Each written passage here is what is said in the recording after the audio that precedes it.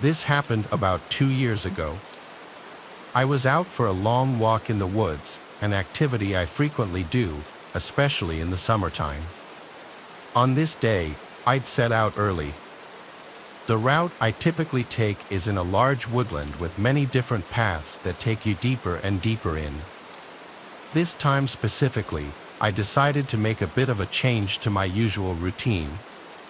I decided to walk down a bank in order to walk alongside a river. You could catch glimpses of it if you were higher up on the path, but for the most part, you could really only hear it. It was also much more remote when compared to the other paths. I had been out for 3 hours at this point. I had a book, food and drink, and a first aid kit in my bag. I'd walked far and kept walking, exploring the area. However, I couldn't help but feel uncomfortable. I tried to ignore it, but it was intense. I'm usually one for the quiet outdoors in nature, but this feeling I had kept making me look behind me to the point where I was no longer relaxed. As I got deeper into the woods, the loneliness became unnerving. I figured I was just scaring myself and tried not to play into it. That's when a cloaked figure with gloves on ran out in front of me. I instantly jumped and felt extremely alarmed. The figure had a mask on, a crow's mask, like, think a plague doctor mask. I wanted to run, and everything inside me was telling me to run, but for whatever reason, I really wanted to seem like I wasn't bothered and that the figure had failed to cause much of a reaction. So I awkwardly said, "Okay, good one. I'll be on my way now."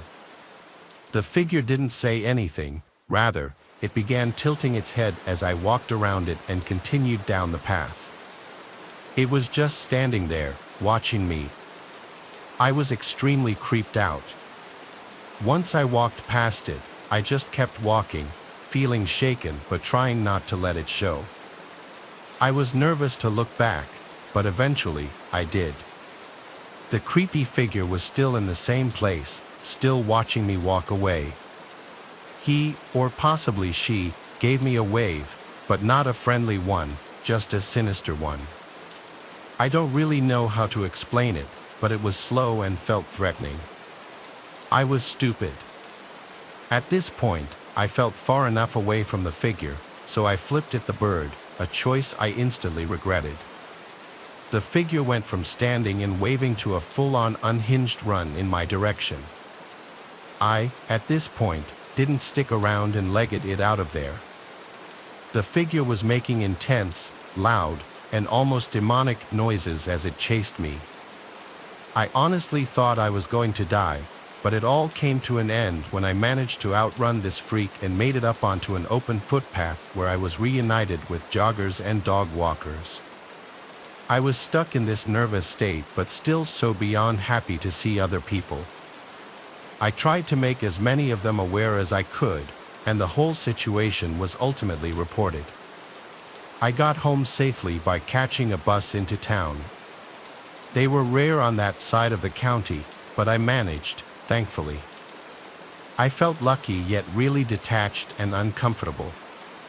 The area was investigated by police, but it was so deep in the woods, I don't know how much they covered.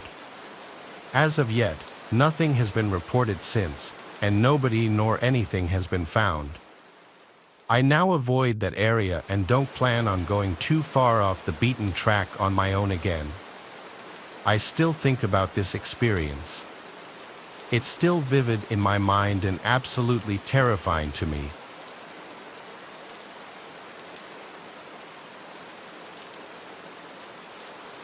This happened years ago when I was 20. Back then, I was good friends with a guy named Ethan, who I met in high school. Both of us grew up with a passion for the outdoors, and so we thought it'd be fun to go on a week-long backpacking trip in the California woods together. We've done this once before, and I really enjoyed it. I remember looking forward to it.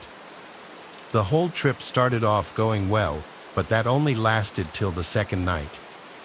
It was just starting to get dark, and Ethan and I were setting up our tents for the night when we began to hear the distant sound of leaves crunching under multiple pairs of footsteps.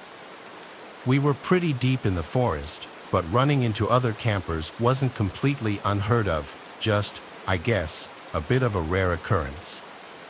Eventually, 3 guys came into view. They didn't really look like campers, they didn't have backpacks or anything. I thought it was kind of weird to be wandering around the forest this late, but I didn't think much of it. They gave us a somewhat friendly greeting, and we gave one back. They then asked us if we were camping for the night, which was obvious as we were in the process of setting up our tents with the rest of our stuff all laid out. We pointedly said yes and asked if that was a problem. We wanted to make sure we weren't on someone's private property or, just generally in a place we weren't supposed to be. They replied saying no and just kind of walked off. The whole encounter was odd, but Ethan didn't think so.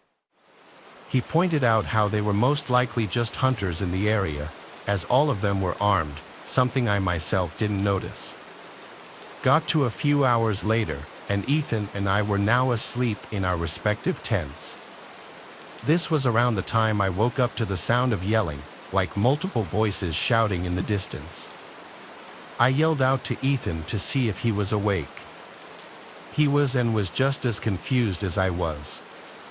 It was 2 a.m. when this happened. Our conversation was then interrupted by multiple gunshots. They honestly sounded like they were getting closer. I asked Ethan if he thought that whoever these people were just hunting. He responded, saying, "No, dude, there's no way they're hunting this late. I think we should go." My heart started to race, now realizing the reality of the situation we were in. We both unzipped our tents, grabbed only our bare necessities, and started hastily moving west. We moved for maybe half an hour before stopping. The yelling and gunshots were now barely audible, although they were persistent, continuing off and on up until sunrise. All night, we basically just sat there, listening to them, both wide awake from a mixture of fear and adrenaline. When the sun finally rose, we discussed what to do next. Ultimately, we decided we would wait until noon before heading back to our campsite. The plan was to then quickly pack up all of our stuff and make the trek back to our cars, cutting our trip 5 days short. Fast forward to noon, and we started cautiously heading back. When we arrived, the sight we were met with was nothing short of horrifying. Our campsite had been completely ransacked, almost all of our stuff had been damaged. This is thousands of dollars in equipment we're talking about. But most disturbing were the bullet holes shot into our tents. You don't have to be that smart to conclude that these people had genuinely tried to kill us. Further supporting this theory is the fact that nothing was actually stolen from our campsite, it was all just damaged. As far as who did this, we don't know. The only people we can really pin as suspects are the 3 people that walked up to us as we were building our tents. But this begs the question, why? Why would they do this? The whole experience has left us with more questions than answers. Nothing about it makes much sense, but I know I myself just feel lucky to be alive. In the end, we quickly salvaged all the equipment we could and made the trek back to our cars.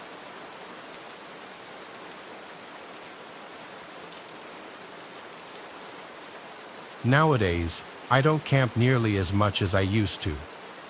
I'm 24, and ever since I was young, I've been into hiking.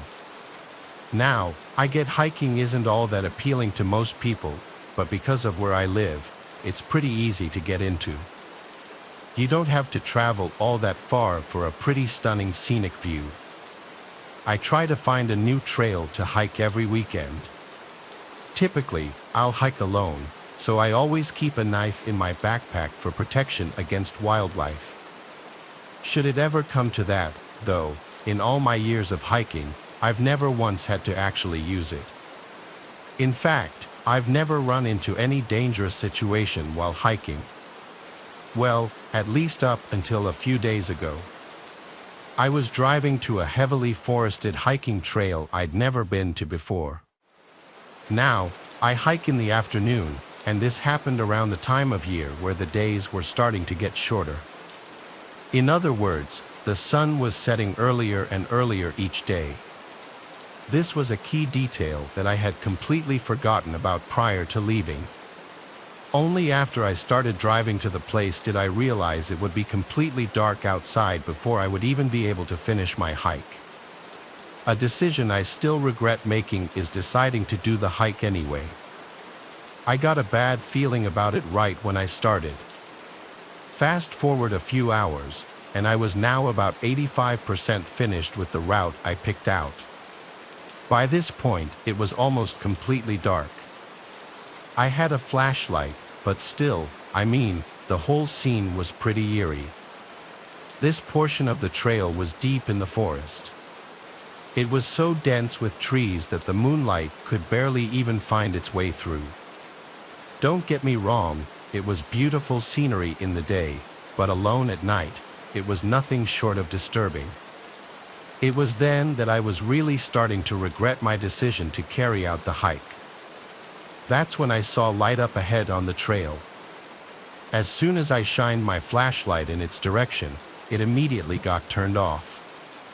I didn't know what it was, but I couldn't exactly turn back, so I was pretty much forced to go directly towards where it had been. In the back of my mind, I knew the chances of it being another hiker in the dark were slim to none. Eventually, I reached where the light came from.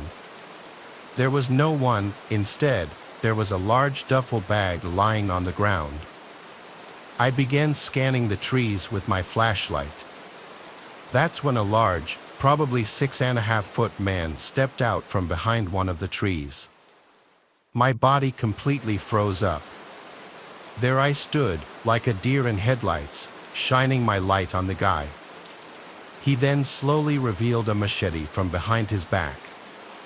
Seeing this, I started running for my life down the trail and in the direction of my car. I looked behind me, and the guy was chasing me. I dropped my backpack so I could run faster. When I finally reached a clearing in the forest and could see my car, I was still sprinting. I grabbed my keys from my pocket and unlocked it. I got inside, locked the doors, and had the engine on in less than 5 seconds. However, the guy was still behind me and was able to completely slash one of my back tires before I could drive off. I drove on an almost completely flat tire for the next 5 miles back to my house. Right as I pulled into my driveway, I called the police and reported the man. Although I have no idea if he was found, quite frankly, I have no idea if the police even searched for him. A part of me wants to go back to retrieve my backpack, which contains hundreds of dollars in equipment, but there's no way I can bring myself to do it.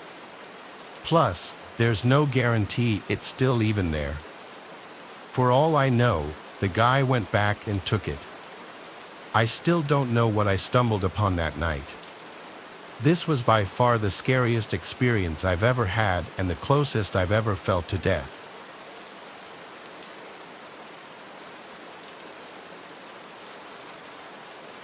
In 2014, a man named Blair and his wife Farah were spending a weekend together on Vancouver Island, which they had done many times before. The couple has a lot of experience on the island and just camping in general. Vancouver Island provides an optimal camping setting because of its mix of scenic beaches and dense forest. The couple had many successful camping trips on the island until something truly terrifying happened to them on their final outing on the island. Blair and Farah were far from any roads or civilization, enjoying the solitude. They set up camp on a beach, a good distance from anywhere, and kept a fire going. To get to the trail leaving the beach was 1 kilometer along the beach and 2 kilometers to the road through the forest. The couple had met another camper named Claude from New Zealand, who they ran into earlier that day on the beach. Claude was planning on sleeping in his van, which he parked back up on the road. The couple invited him down to the beach for a fire, and the three shared a bottle of wine, talking amongst themselves around the fire. This is where things started to get a little creepy. The sun was starting to go down by this point, and the trio kept hearing what sounded like female voices from behind them in the bushes dividing the beach from the forest. It wasn't too dark out yet, though, so it was still possible that they were just other hikers or campers nearby, or even a group who anchored offshore and the sound was just bouncing in a weird way. All three of them could agree that they were hearing female voices. On that note, it was getting late and a little dark, so Claude said goodbye and set out to hike back to his car before it was too dark. Blair and Farah stayed by their campsite and stoked the fire because Farah was starting to get creeped out by the voices, which continued on into the darkness. It sounded like two female voices speaking, but whatever that was being said was unintelligible. It sounded to the couple like the voices were not far beyond the tree line now. They stayed up very late tending to the fire, and only when the voices had finally stopped did they decide to put out the fire and go to sleep in the tent. Before doing so, the two had scanned the cove with a flashlight several times looking for boats that could have been the source of the talking, but there was nothing in sight. It was around 3 a.m. when they laid down, finally ready to catch some sleep, but about 15 minutes after they laid down, Blair and Farah heard footsteps in the area around their campsite, over by where the fire was. They came from the direction of the bushes toward the inland behind them, a direction that was not traversable by people. The couple lay there hoping it was just a bear or any animal, because the only bears on the island are black bears, which usually are very timid around people. The footsteps went from the fire, then over to the tent, then back into the woods. 5 minutes later, the footsteps came back again to the fire, and now, clear as day, there were two female voices talking gibberish very loudly. Their communication did not resemble any languages known to Blair or Farah, and they seemed to be talking over each other, having what could barely be considered a conversation at full volume in the dead of night, very far away from civilization, without using lights to navigate through the dense brush relatively quietly in a direction that seemed impossible to traverse on foot. The two voices moved from the fire pit area over to the tent, still talking at a loud volume. They stood over the tent talking for a few seconds, then went completely dead silent. They went back into the woods to never be seen or heard again. Blair and Farah lay there completely frozen and afraid for a long time. They woke up around 11 a.m. the next day because of how late they fell asleep. They packed up first thing and never returned. The couple probably made the best decision to remain quiet in the tent, not drawing attention to themselves from whoever or whatever was outside.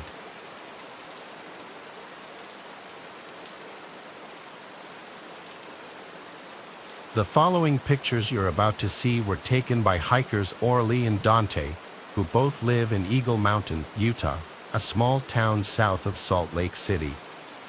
For the past few years, they had been exploring forests in search of interesting things, and one day they found it. One day, Orly was hiking in Cedar Fort, just 5 miles south of Salt Lake City. While hiking, she found large amounts of animal bones and piles of junk people had dumped, but things started to get strange when she started coming across strange symbols and animal parts scattered throughout the forest, some of them in weird formations. On September 15th, she decided to bring her friend Dante along with her to show him in person the unusual things she was finding. This time, the two came across something even more disturbing. On the trail, there was a severed deer head and a pentagram surrounded by deer legs, which were not there the first time Orly walked the trail. The sun was going down, and after getting their pictures, they agreed it was time to head back to the car. But the more they walked, they realized they didn't recognize the path they were on. So, the two started looking around for anything that could refresh their memory of where they were. But as it got dark out, the two accepted that they were lost. With nothing but their phone flashlights to navigate, they started getting the feeling they were being watched. As they picked up their pace, the two started to hear the trees and bushes moving at least 20 feet to their right, made more concerning by the fact that there was no wind that night. The two started to panic and hurried onto a trail they found, hoping it would take them back to Orly's car. Just when things couldn't seem to get any worse, Orly and Dante heard a scream so deep and horrific that it sounded neither human nor animal. The two sprinted down the trail, Orly making a conscious effort not to look back, but Dante did. Dante claimed to see a large black figure on the trail behind them, too big to be a human.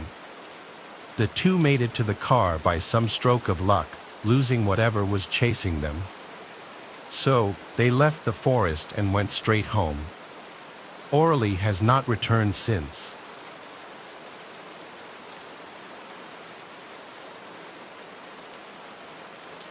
Enzo is an avid hiker who in 2016 was visiting his brother in upstate New York near Downsville.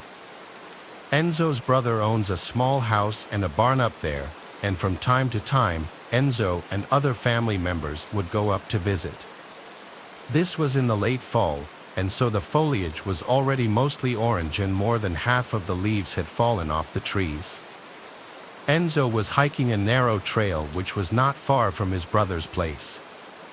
This trail is in the middle of a very rural area and it connects from the occasional property to property. So when Enzo stumbled across a duffel bag on the ground in the middle of the woods, it was a surprise. The duffel bag looked like it was relatively new. It didn't look dirty as if it had been sitting in the woods for an extended period of time. There was a foul odor emanating from the bag, however, like something rotting inside. Enzo assumed the worst, but he knew he had to open the bag to see what was inside in case it actually could have been a person. He was building up the courage to open the zipper to the bag, but before he could, he heard footsteps approaching from off the trail and a voice saying, "That's mine, please don't touch it." A large man in a dirty jacket and jeans was quickly approaching from the woods and grabbed the duffel bag off the ground. The two exchanged looks for a moment. Enzo told the man he assumed the bag was forgotten by someone, and the man told him he was storing his kill from his hunt in the bag. Even though Enzo isn't a hunter, he knew it's standard to use a cooler for storing fresh kill, not a duffel bag of all things. This also wouldn't explain the foul smell so soon, as usually dead bodies only start to smell after a few days, not right after death. So he apologized and continued walking down the trail with a little more speed in his step. It's likely the man noticed Enzo's nervousness because he heard the duffel bag get dropped on the floor as he was walking away, but as he looked back, he didn't see the man anymore. Enzo nervously continued along the trail, taking out his phone to try to call his brother for an emergency pickup by the road, but he didn't have any reception in the woods. All he could do was press forward and avoid crossing paths with that man again. But as he continued on, he kept hearing leaves crunching from not far behind him, and any time he'd look back, the coast seemed clear. Eventually, his fear that he was being followed became real. He saw that man following him in the distance in a stalkerish manner, hiding behind a tree. Without thinking, Enzo started to run as fast as he could down the trail. He knew he was being followed without even looking back because he could hear the leaves being crushed not too far behind him. Enzo came to an abandoned-looking property with overgrown grass, and having grown too winded to continue running, he attempted entry to the old house through the back door and was able to get inside. Enzo hid under a cot in the first bedroom he found, and he heard the back door open again, followed by heavy footsteps moving in a hurry. They went from room to room, and Enzo could hear the man's heavy breathing from also being out of breath. The man's footsteps came into the bedroom just for a second and left right after. He didn't look under either of the two cots. Enzo heard the back door to the house open and slam shut again, but he laid under the cot for another half an hour, not taking any risks. He only got up when he realized it would be dark soon and he needed to get to a road to call for help. He proceeded to leave the house and run down the dirt trail by the house that was most likely once used as a driveway, which led him to a road. From there, he eventually hitched a ride with a passing car who gave Enzo a lift back to his brother's house, where Enzo would call the local police department and report his encounter. Given the severity of the case, police showed up at the house to get a more detailed description of the man's face, the location it happened, and other information. Though it was never technically confirmed what was in that duffel bag, the rotting smell would already be clue enough. But the fact that the man so intently chased after Enzo shows that he was hiding something that he didn't want any witnesses for, most likely dumping a dead body all.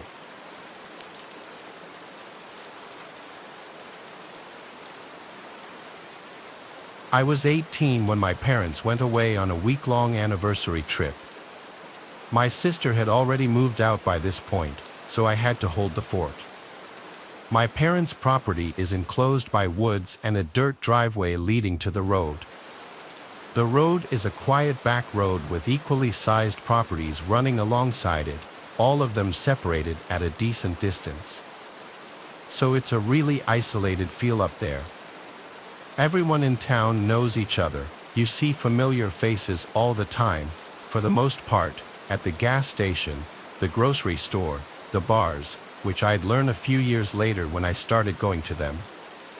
Speaking of gas stations, this story starts one day while my parents were away.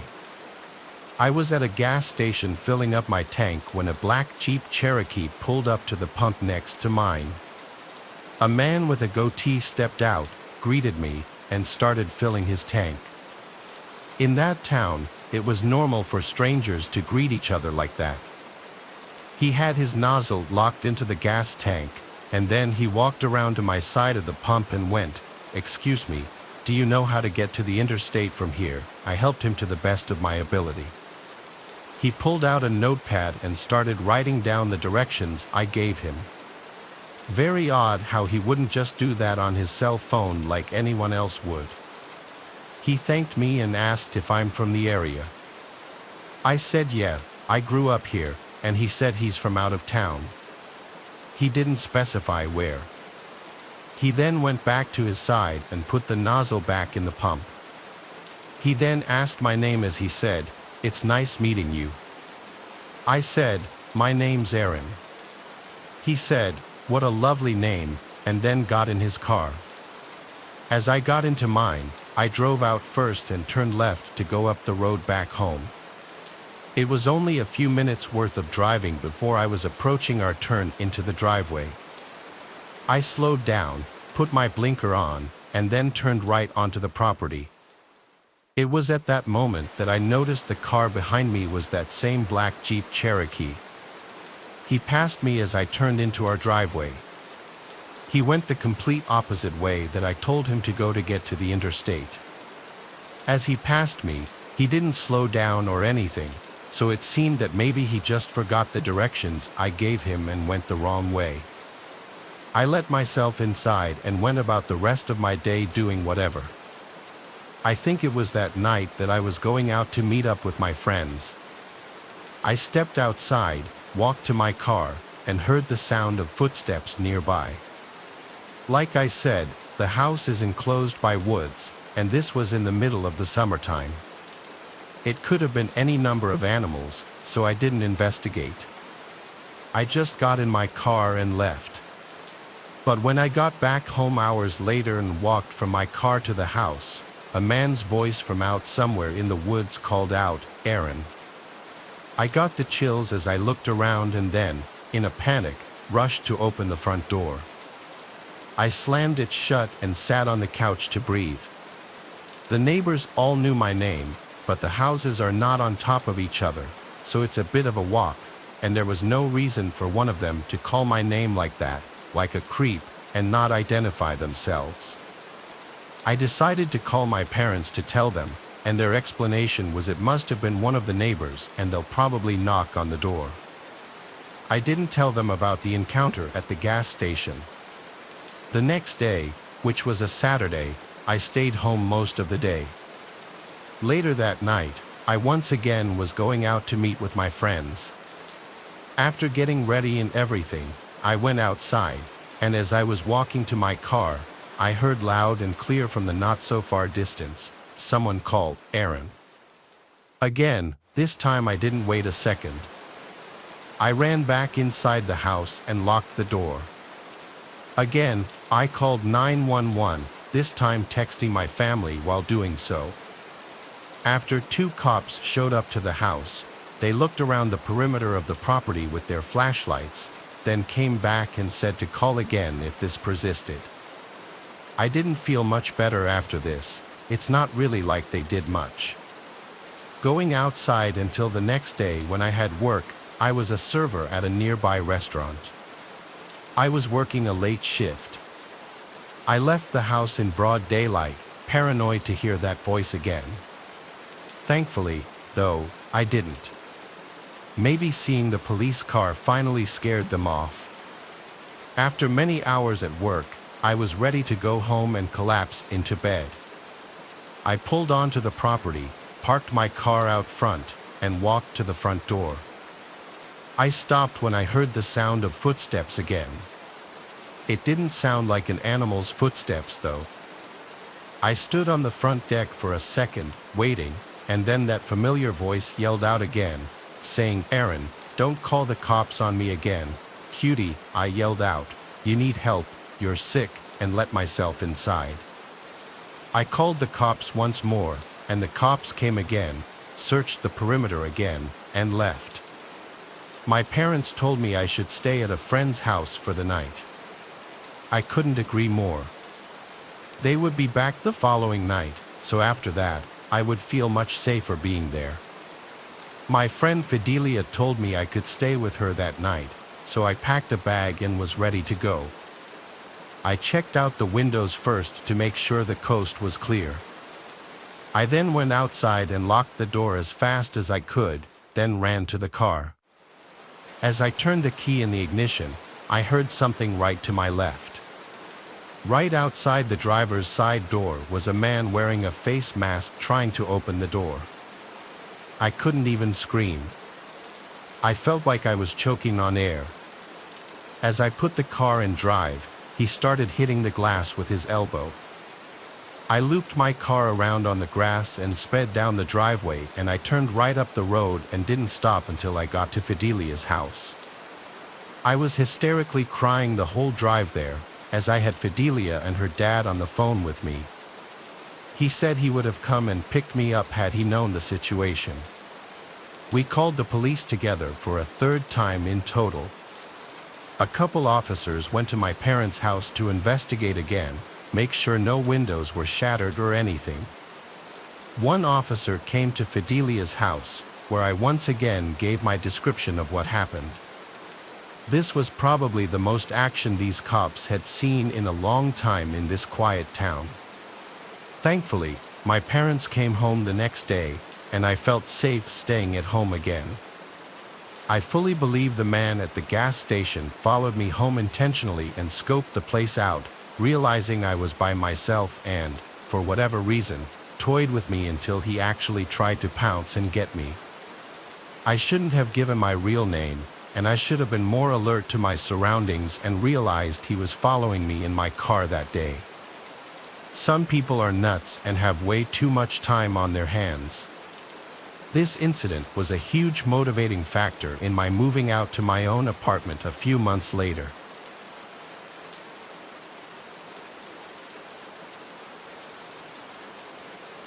I've owned and lived in the same house for 8 years. It's a normal family-sized home, which was relevant when I had roommates. But when they moved out and it just became me living here, I had nothing to do with the extra space. It was technically a 4-bedroom house, but I only used 2 of the bedrooms. One is my main bedroom and one is the game room. The other 2 rooms were on the far end of the upstairs hallway. One had a few storage boxes in it, and the other was completely empty. After getting out of work at 9 o'clock, I picked up Wendy's on the way home and pretty much went right to the game room. I was off tomorrow, so what better to do than game all night? I put my headphones on and loaded up COD, but before I had time to even load into a match, I thought I heard something that sounded like a knock at the front door. I took my headset off and listened, but not hearing anything and figuring they would have knocked again if there was someone there, I went back to my game. Probably a whole 2 hours went by, and then I heard it again. It sounded like either a knock or a door closing or something like that, but with my headphones on and with my room door closed, it was way too quiet for me to tell. I got up and opened the door, looking out into the hallway and waiting for that sound to come again.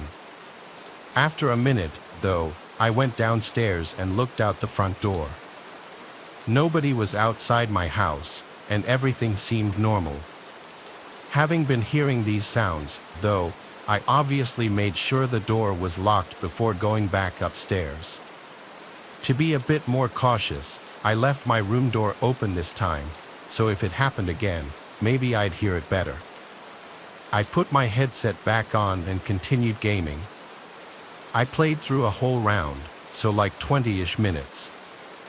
As the game ended and I leaned back in my chair, a figure rushed past the open doorway, just off to the side of my view. I immediately threw my headphones off and jumped from my chair, horrified and unsure what to do. I just stared at the doorway. I didn't get the courage to finally move for several minutes.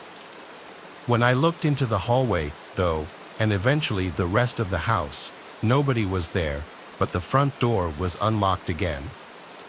When police came and investigated, it was clear that the person had been hiding and very likely living in the empty room. I hadn't been in there for weeks or maybe even months, so all this time they could have been just on the other side of the wall from me, and I had no idea. It's really scary to think about, especially if I'd happened to confront him. There's no saying what he would have done.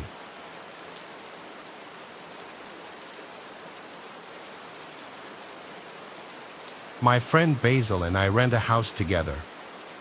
He's a pretty big partier, though, and often stays out really late or even sleeps over at others' places, so a lot of nights I have to myself. This was one of those nights where Basil was out at the club or something. So, having the night alone, I brought out a couple cans of beer to our front porch and sat on the swinging bench we had set up. It was nice weather out, and with it being nearly midnight, most people were sleeping, and the neighborhood was pretty quiet. After being out for a little less than an hour, a person came walking down the street in front of the houses. He looked like a large guy and had a sweatshirt on with a hood over his head, but something was off about the way he was walking. He was very stiff, like only his legs were moving, and his whole upper half wasn't.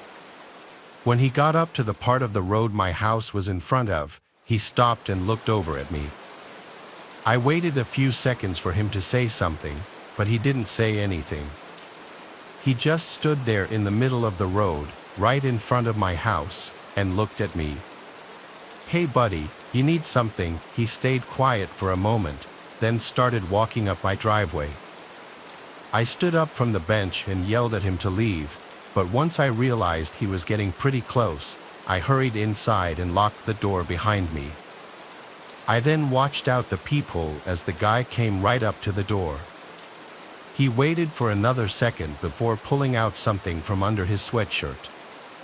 It was hard to see from the small view I had, but it looked like maybe a hammer or crowbar or something. Once I saw that, I knew what was likely about to happen.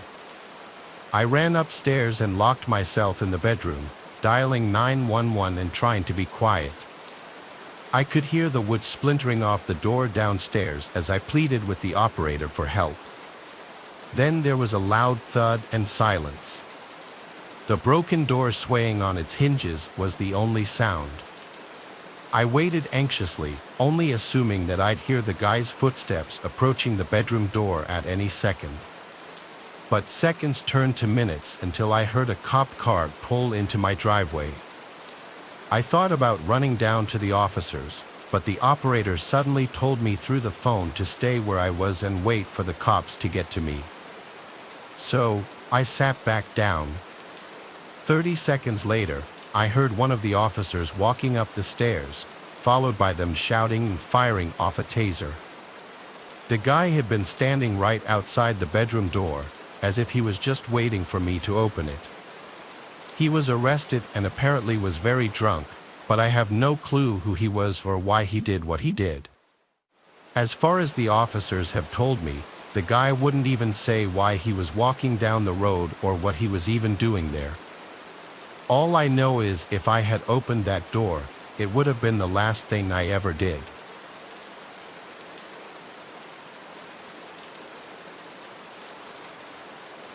I'm an only child and grew up in a small town. My parents were hardworking, often struggled to pay the bills, so they usually worked a lot of overtime or even had multiple jobs. Because of this, I was left home alone pretty frequently. I was 13 at the time, and this night both my mom and dad were working closing shifts, so I was at home by myself after school until 10 or 11. To keep myself busy, I'd usually watch TV or go for walks in the woods behind our house. After getting home from school and having a snack, I went outside and started walking along my regular path while the sun was still out. It was a 2.5 mile trail through the woods that almost never had anyone else walking on it. Strangely though, about a mile into the walk, I saw a guy on the trail up ahead. He was sitting with his back against a tree, wearing a dark blue jacket and had a red baseball cap tilted downward, covering his eyes and most of his face. From the way he was slumped over, it almost looked like he was sleeping. So I continued walking, trying to quietly pass by him. As I got just a couple of feet away, though, he lifted his head and instantly locked eyes with me. His eyes were tired and red, and he had this disturbing frown like he was upset or something. As I passed by, he started standing up, and getting a strange feeling about him, I began walking faster, basically jogging the rest of the trail and back home. I didn't see him follow me, but I locked all the doors just in case. Again, I was only 13, and even though I was used to being home alone, I still got scared pretty easily. I stayed inside and checked the windows one last time before trying to distract myself by watching TV. Only a few minutes after turning it on, though, I heard a voice at the back door. I paused the TV and listened, hearing a man call out multiple times, repeating the word, "Hello." I stood up and looked down the main hallway. That same guy with the red cap and blue jacket was standing at the back door, almost pressing his face into it as he tried to look inside. I quickly went back around the corner, but he must have seen me because he immediately stopped calling out and instead started trying to force the door open. I just froze up in the middle of the living room, listening to the door jolt back and forth against the lock. After several attempts, though, he left. I called my parents, and they called the police, but he was never found. Having been followed home and them trying to break in, though, I can only imagine what they were trying to do to me.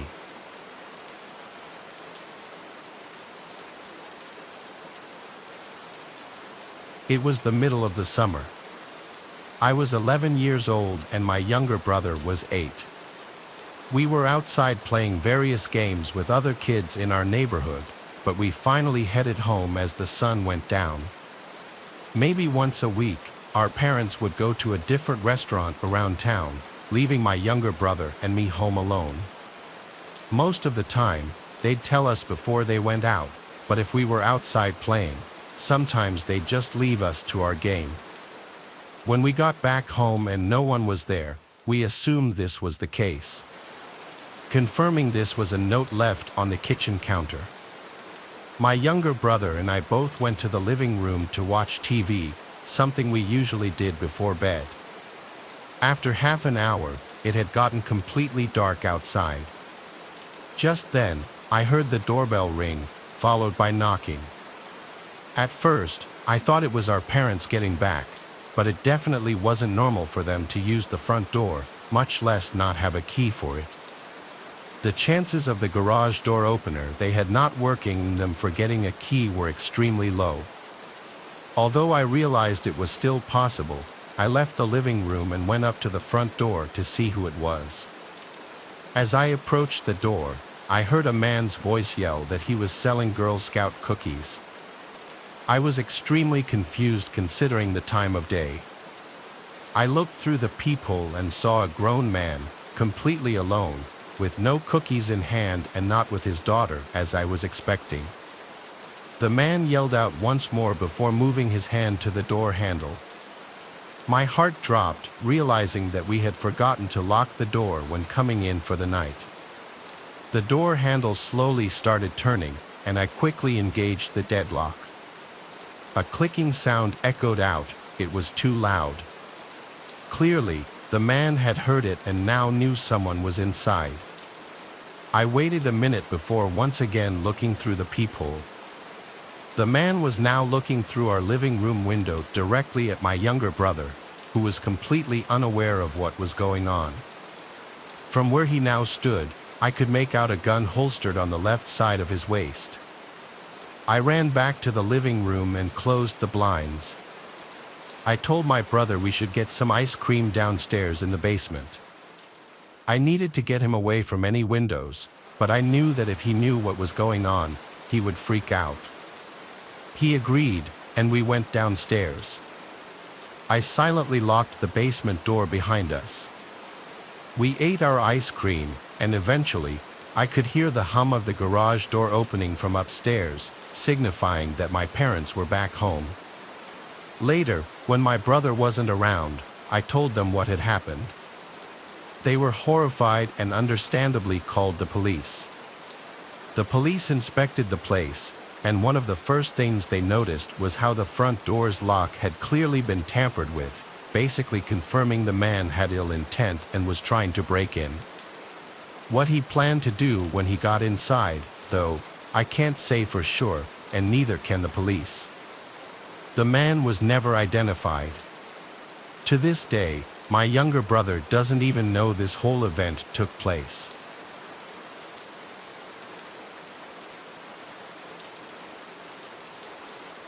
Tale takes us deep into the darkest corners of the internet, where whispers of a cursed game spread like wildfire through online forums and chat rooms. They called it the Grimoire, a text-based role-playing game shrouded in mystery and whispered rumors of misfortune and despair. Legend had it that the game was the creation of a reclusive programmer, a digital recluse who had poured his darkest fears and obsessions into its code. But something went wrong. The game, once intended as harmless entertainment, became corrupted, twisted by an unknown force, its code taking on a life of its own. Rumors spread like wildfire through the online gaming community, tales of players experiencing strange phenomena, their real lives mirroring the events of the game with chilling accuracy. Some claimed to have lost fortunes, their in-game losses translating into real-world financial ruin. Others whispered of broken relationships, accidents, even disappearances, all linked to the game's malevolent influence. The game, it seemed, had a way of reaching out from the screen, of blurring the lines between the virtual and the real with terrifying consequences. Despite the chilling tales, curiosity got the better of many, drawn to the game's mystique like moths to a flame. Among them were two friends, Mark and Lucas, avid gamers with a penchant for the strange and unusual. They stumbled upon the Grimoire on a hidden forum, its download link buried beneath layers of cryptic messages and warnings. Intrigued and perhaps a little foolish, they decided to download the game, eager to experience its mysteries firsthand. As they installed the game, a sense of unease settled over them, the computer screen flickering erratically, the room growing noticeably colder. Ignoring the warning signs, they launched the game, its opening screen a jumble of distorted text and disturbing imagery that seemed to riot and pulsate before their eyes. A single line of text appeared on the screen, its message chilling in its simplicity: "Welcome to the grimoire. You have been warned." Undeterred, Mark and Lucas created their characters, their avatars appearing on the screen as pixelated representations of themselves, their features strangely distorted, their eyes glowing with an unnatural light. The game world was a dark and unforgiving place, a labyrinth of shadowy forests and crumbling ruins populated by grotesque creatures and malevolent entities. As they progressed through the game, they couldn't shake the feeling that they were being watched, their every move scrutinized by an unseen presence. Strange things began to happen.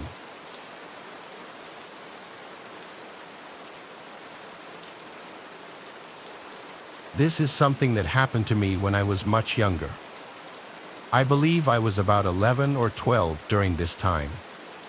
I lived at home with my older brother and my parents. One of my favorite things to do after school most days was to unwind by playing some video games. I would go upstairs to my bedroom and start playing on my PlayStation 2 for a while. Sometimes, I would play all the way until it was time for dinner. So, one day I got home from school and went straight up to my bedroom to play some video games. Both my parents were still at work, and my brother was still at school. That's how things usually were for an hour or two after I got back on most days.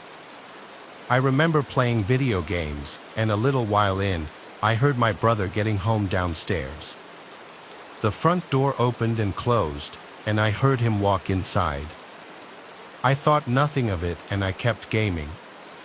But about an hour later, I got a call from my mom. I had a home phone in my bedroom and saw through the caller ID that it was my mom's cell phone. When I answered, she told me that she was on her way to pick up my brother from his friend's house, and they would be home soon. My dad was going to pick up some food on the way home from work, and she wanted to know what I wanted. I told her whatever food it was that I was in the mood for that night. Then we said bye, and I hung up. It was only after ending the call that I realized it was strange that my brother was not home. If he was at a friend's house, then who had I heard entering our house? My heart started racing, and I had a terrible feeling. I carefully walked to my bedroom door and opened it up. I had never heard the person walking upstairs or near my bedroom. I didn't know where they went after entering the house. So, after not hearing or seeing anything, I left my bedroom. I quietly walked down the hallway and looked downstairs.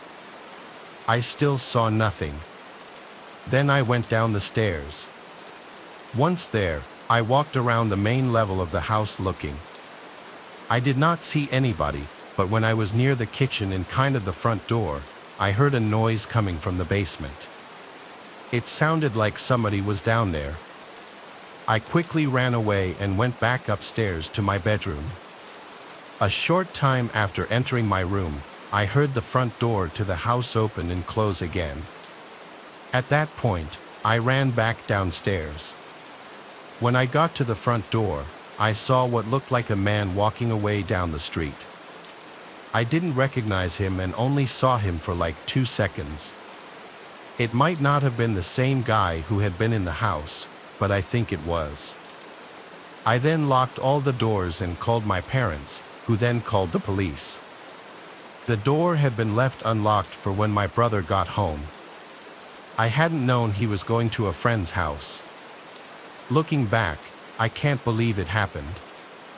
I didn't even know I was home alone with some random guy downstairs. I'm really glad that he didn't go near my bedroom.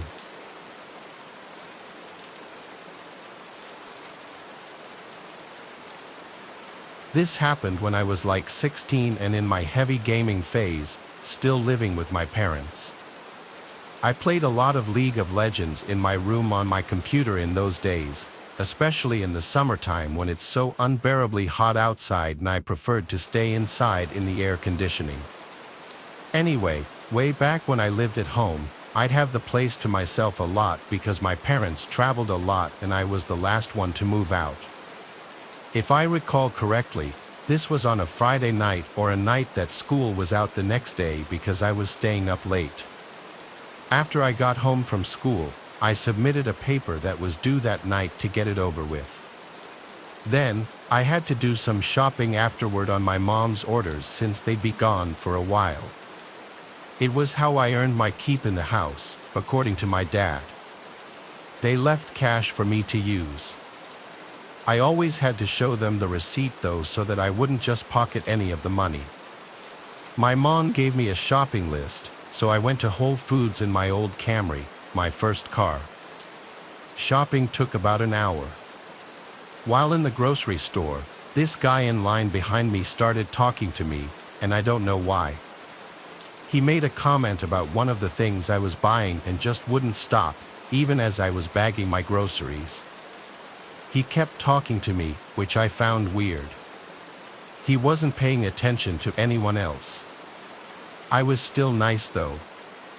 When it was time to leave, I said, "Have a good one," and left. I went out to my car in the parking lot, packed the trunk, then headed home. It was a scorching hot day as we were in early June. I wasn't looking to go out and do anything outside. Once I was done with everything I needed to do, it was dark out by now, so I got right on League of Legends on my computer and texted my friend David to get on as well. He joined my party, and we played some dual rank as we always did. I was using my noise-canceling headset.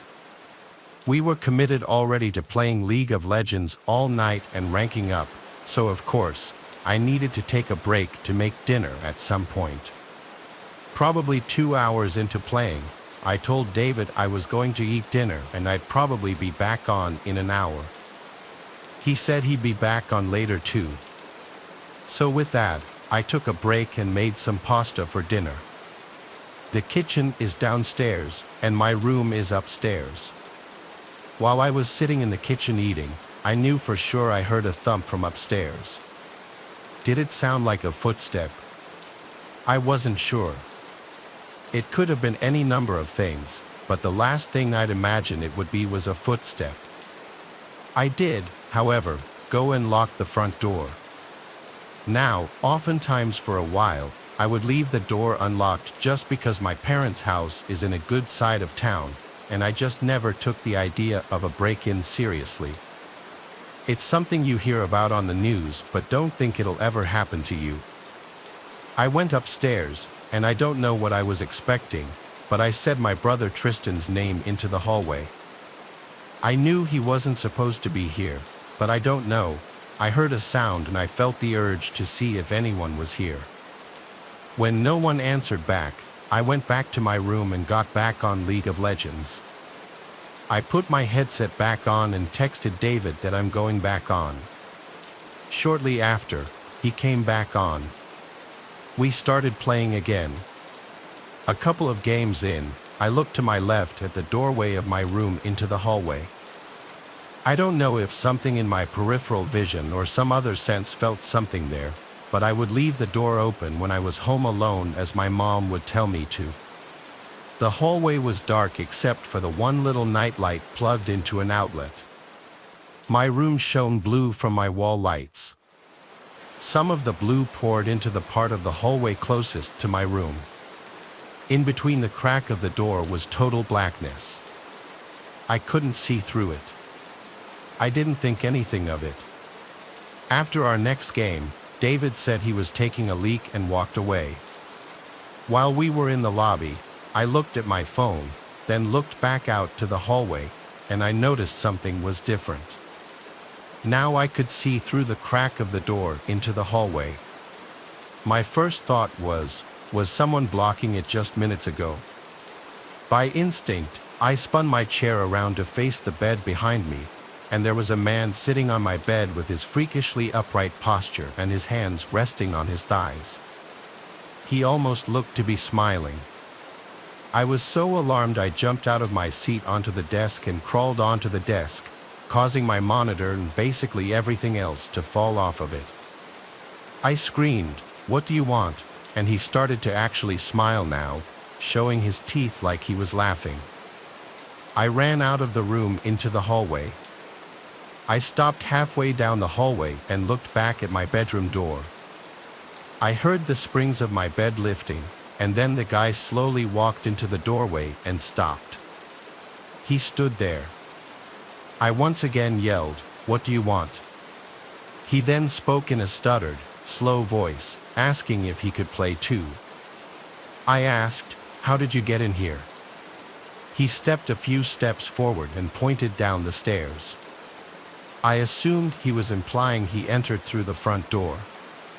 I was at a loss for what to do, so I ran down the stairs to the landline phone, as my cell phone was still in my room. I grabbed the phone and a kitchen knife and screamed, "You need to leave. I'm calling 911.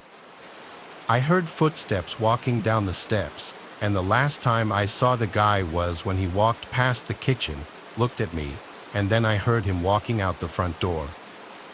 I ran to slam it shut and lock it. For the first time ever, I was ashamed of myself for leaving the door completely unlocked. I held the phone for a few minutes, deciding whether to tell my parents. Ultimately, I did. My mom was concerned at first, then grew livid, so much so to the point that she put my dad on the phone. He told me to go through the house and make sure nothing was taken. I went through every room, and honestly, everything seemed in place. I said the man seemed like something was off about him.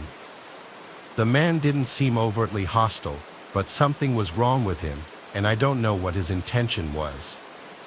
The image of him sitting on my bed and the realization that he was watching me through the crack in the door was haunting enough.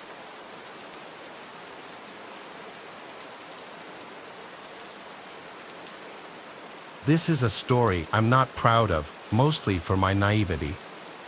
When I was in middle school and early high school, I didn't know how to talk to girls at all at school, but that's a lot of boys in middle school.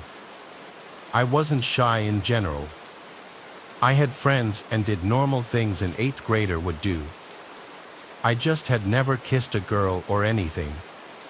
Some of my friends at the time claimed they had already gone further than that with girls, and I was starting to feel pressure. But I was still having trouble approaching girls in that way. The mentality went from boys making fun of girls to suddenly liking them in a matter of like a year. I was a pretty big gamer in middle school and early high school. This was when I was in 8th grade. I was like 13. My voice was still probably a bit prepubescent sounding. It was 2009. I played a lot of console games and computer MMORPG games. My favorite console games at the time were GTA 4 and Call of Duty, and my favorite computer game was this MMORPG called Ganu. It was this online game where you would level up by killing monsters, and the more you leveled up, the higher level monsters and hunting grounds you'd be able to tackle. The online community in this game was very active, and there were tons of players. My older brother used to play it a little bit too. I played it more for sure though. I was in a guild and town and everything. I don't remember how it happened, but I befriended this female player who was a higher level than me. Her username was Pokimane. Anytime I'd sign in and she was on, she'd message me and vice versa. We would join parties together, which meant we'd share EXP on whatever monsters we killed, and we just chatted for hours. She knew a lot about me, including my age and my town, and some personal family details she would open up to me too. Eventually, she told me her name was Karina. It was weird feeling such a connection with a girl when really, I knew nothing about her appearance or her voice. It truly was like having a pen pal, but better. It was interesting enough that we both lived in Texas state. She lived about an hour from me. After a few weeks, or maybe even a month, we started talking about maybe meeting one day. To do this, though, we'd have to exchange numbers. At the time, I didn't actually have a cell phone yet. I only had an iPod Touch. However, I was able to download a texting app that allowed me to send messages to people with cell phones. Through this app, I was able to send her a picture of myself. It was definitely this cringy 8th grade boy selfie of me trying to look good looking. She called me cute, and then she sent back a picture of herself. She looked a couple of years older than me, like 15, which was the age she told me she was. Based on the picture, I found her very attractive. This was around the time our messages became more flirtatious and romantic. But we were both minors, so neither of us could just drive an hour away. However, she apparently had a solution for this. She told me her sister had friends that lived around me, and she could probably get a ride to me. This was exciting news for my little 13-year-old self. I wanted to wait for a day and night when my parents wouldn't be home, so I'd have the house to myself. This was about a week later, I believe. My parents were going to the Hamptons for the whole weekend, so it would just be my brother and me home. My brother was 18, so I asked him to please just go out for the night with friends so that I could be alone with Karina. I gave Karina my address and told her to come that Saturday whenever she wanted. She said she'd be coming a little later, like at night. She didn't give me an exact time. At that point, we still had never spoken on the phone. I still hadn't heard her voice. I was so nervous all day that I couldn't even play video games. I was busy cleaning my room, making things look cool, fixing my appearance, and even rehearsing things to say in the initial moments of meeting. Then I got a message from Karina saying she's here. I sprang up and ran to the front door. I looked through the peephole and didn't see anyone. She then said, "You can come out to the front door." I opened the door and stepped onto the front porch. I looked around, and the street was dark and quiet, no cars, no people. I went back inside and shut the door. I messaged her back saying, "I don't see you." She replied, "Oh, I must have the wrong house. Give me a minute." That was a bit weird. I locked the door and sat on the living room couch, nervously waiting and playing games on my iPod. I got a message from her again. She said she's here and to come outside. I replied, "Ring the bell so I know you're at the right house." Then the doorbell rang. My nerves really set in.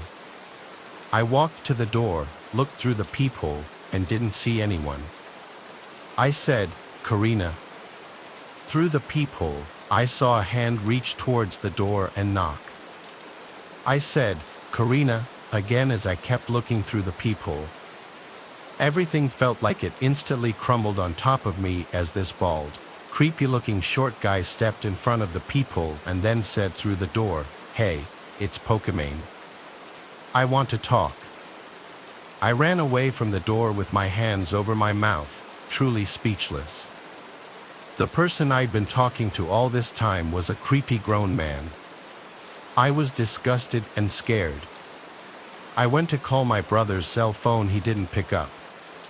The doorbell kept ringing. I went to my bedroom and locked myself in. I held the house phone in my grasp, considering calling my parents but too embarrassed to do so. My room was the only other room in the house with the lights on.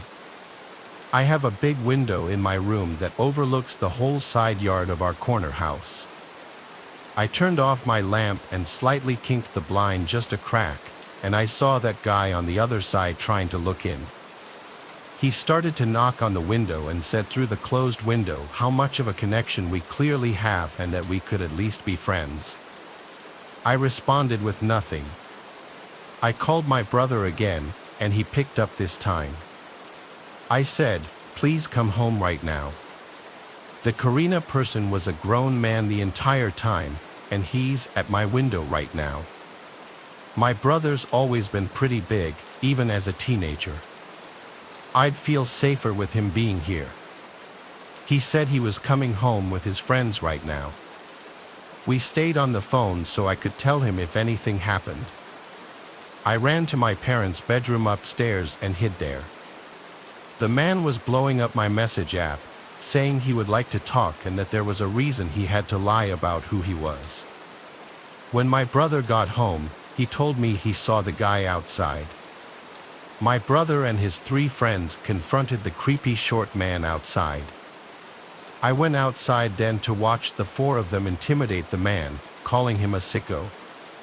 The man's defense was that he was concerned for my well-being, inviting strangers from online over, and that this was supposed to be a learning lesson. I refuted this claim by asking him why he would say that we could be good friends at my window when my brother and his friends started pushing the man. He started quickly walking to his car. My brother kicked the guy's tail light while one of his friends threw a rock at his window. He sped off down the road, never to be seen again. This was humiliating and disturbing, but at the same time, I was really grateful for my brother and his friends coming to my aid. They potentially saved me from a seriously sick creep breaking into the house. It's still painful and uncomfortable realizing all that time I spent opening up to who I thought was a girl my own age on a game was some creepy grown man with a different agenda.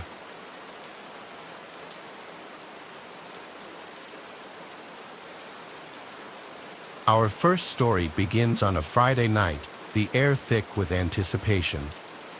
A young man named Jack, an avid gamer, scoured online marketplaces for a deal on a used console, eager to dive into the latest releases. He stumbled upon an offer that seemed too good to be true, a current-gen console, practically brand new, being sold at a fraction of the retail price. The seller, only identified as KL, was vague in his responses, claiming he simply needed to get rid of it. Despite a prickle of unease, Jack dismissed his better judgment and arranged to meet KL at a dimly lit gas station later that evening. The seller, a gaunt man with nervous eyes, arrived in a beat-up car, the console hastily wrapped in a garbage bag. He practically shoved it into Jack's hands, eager to be rid of the device.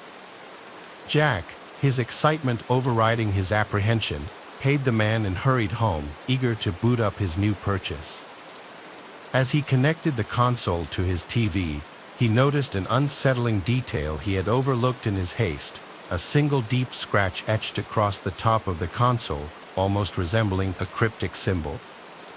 Brushing it off as nothing more than cosmetic damage, Jack grabbed his controller and prepared to enter a world of digital entertainment. From the moment he pressed the power button, things felt off. The console whirred to life with an unnatural hum, the fan noise louder and more erratic than it should have been. The screen flickered, displaying distorted images and garbled text before snapping into focus, revealing the console's home screen. But something was different. The usual cheerful background was replaced with a static image of a dark, desolate forest, the trees twisted and gnarled, their branches reaching out like skeletal fingers. Jack chalked it up to a corrupted hard drive, a minor inconvenience he could easily fix with a factory reset. As he navigated the console's menu, he noticed strange glitches, the cursor moving on its own, selecting options he hadn't chosen. The console seemed to have a mind of its own, its actions becoming increasingly erratic and unsettling. Unease curdled in his stomach, but Jack, determined to make his new purchase work, continued to tinker with the settings, attempting to restore the console to its factory settings. His efforts were met with resistance, the console seemingly fighting back, the screen flashing with disturbing imagery, grotesque figures with hollow eyes and gaping maws flickering in and out of existence. Cold dread washed over Jack as he realized that this was no ordinary glitch.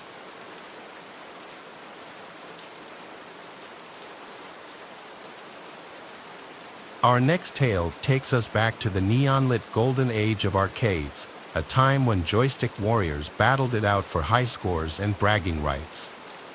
In the bustling heart of the city, nestled between a dingy pizzeria and a flickering neon sign promising adult entertainment, stood the Pixel Palace, a haven for gamers seeking an escape from reality. Among the flashing lights and the cacophony of blips and bleeps stood a machine unlike any other, its faded paint and flickering screen whispering tales of a bygone era. This was Dark Carnival, a game shrouded in mystery and whispered rumors, said to be haunted by the spirit of a former player. The legend went that a young man named Ben, a regular at the Pixel Palace, had become obsessed with Dark Carnival, spending every waking moment at the arcade, his fingers flying across the joystick, his eyes glued to the screen. He poured his allowance into the machine, determined to conquer its fiendishly difficult levels. After weeks of relentless gameplay, Ben finally achieved his goal, his initials flashing proudly at the top of the high-score screen. But his triumph was short-lived. As he celebrated his victory, a surge of electricity, a freak accident, seared through the machine, striking Ben down where he stood. Some say Ben's spirit, unable to leave the game he loved, became trapped within the machine, his digital ghost forever bound to the arcade cabinet. And so the legend of Dark Carnival grew, whispered among the regulars, a chilling tale of obsession and the insatiable hunger for the high score. Most dismissed it as an urban legend, a spooky story meant to deter players from hogging the machine for too long. But there were those who claimed to have witnessed strange occurrences firsthand, the screen flickering erratically, the game playing on its own, the faint sound of laughter echoing from the speakers, a chilling melody that sent shivers down their spines. One evening, a group of friends, their laughter echoing through the arcade, gathered around the Dark Carnival machine, their competitive spirits ignited. Among them was Tony, a skeptic by nature who scoffed at the stories surrounding the game. "It's just an old machine," he declared, "nothing more than wires and circuits." His friends, a mix of believers and those who enjoyed a good scare, exchanged nervous glances as Tony deposited a coin into the machine, the screen bursting to life with a burst of static. As Tony navigated the game's opening levels with ease, his skepticism began to waver. The game seemed to anticipate his every move, the enemies reacting with an almost unnatural precision, as if controlled by a sentient force.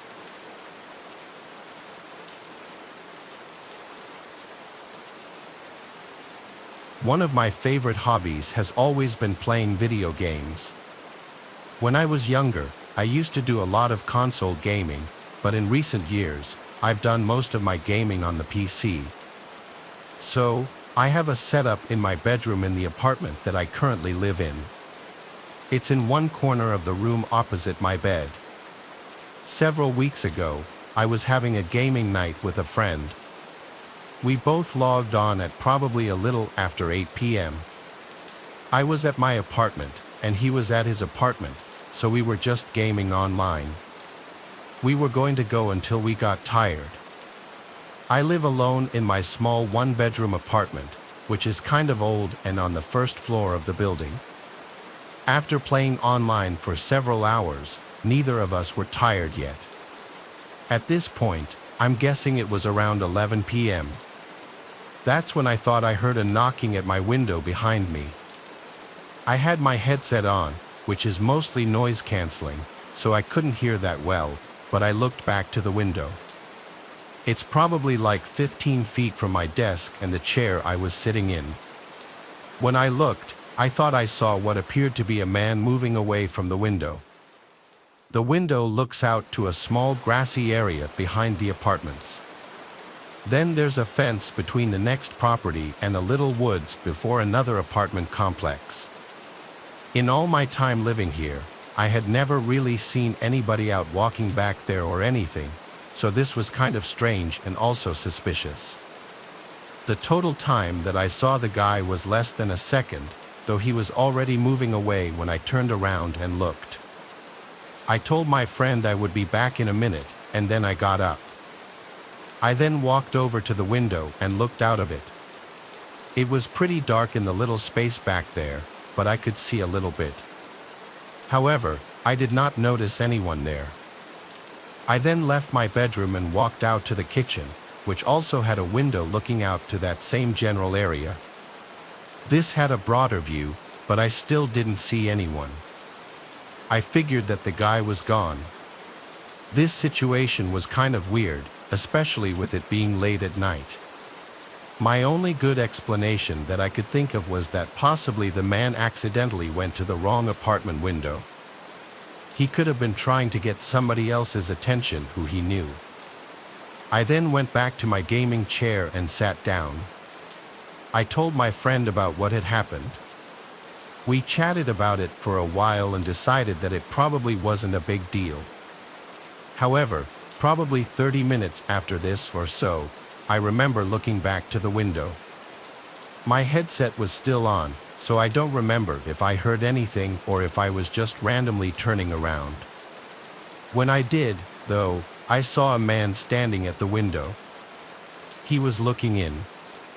Because of it being dark outside, I did not really see any details of the man's face or what he looked like. Instinctively, I quickly got up from my chair. When I did, the man moved out of sight from the window. I then walked out of my bedroom into my small hallway with just a bathroom and a closet. Then to the right is the living room. It just felt safer to be away from that window. Moments later, before I returned to my bedroom or really did anything, I heard a noise. I was standing in the hallway, and there were a few sort of loud banging noises from my bedroom window. It seemed like possibly the man was going to try to break in. I heard several more loud bangs on the window, and I worried that it would break. I walked over to my door and left my apartment, going into the hallway. Then I called the police. I told them about what happened and said that I thought a man was breaking in. While I waited for the police, I went to the lobby of the apartment building near the front. I felt much better being away from my unit. The police got there minutes later. They searched my apartment and behind it. When I returned to my place, I saw that my window was actually broken and the man had gotten in. Several things were messed up. I was also missing several items. However, the man was able to escape before the police got there. At the end of the day, I was just glad that I left before he broke in. With the window being broken, I went and stayed at a friend's house for the night. The window got repaired the next day. Though I'm mad about having several of my things stolen, it was not even $100 worth of stuff. I am, however, sort of concerned that something like this will happen again. I still live in the same apartment, but luckily, nothing like this has happened since.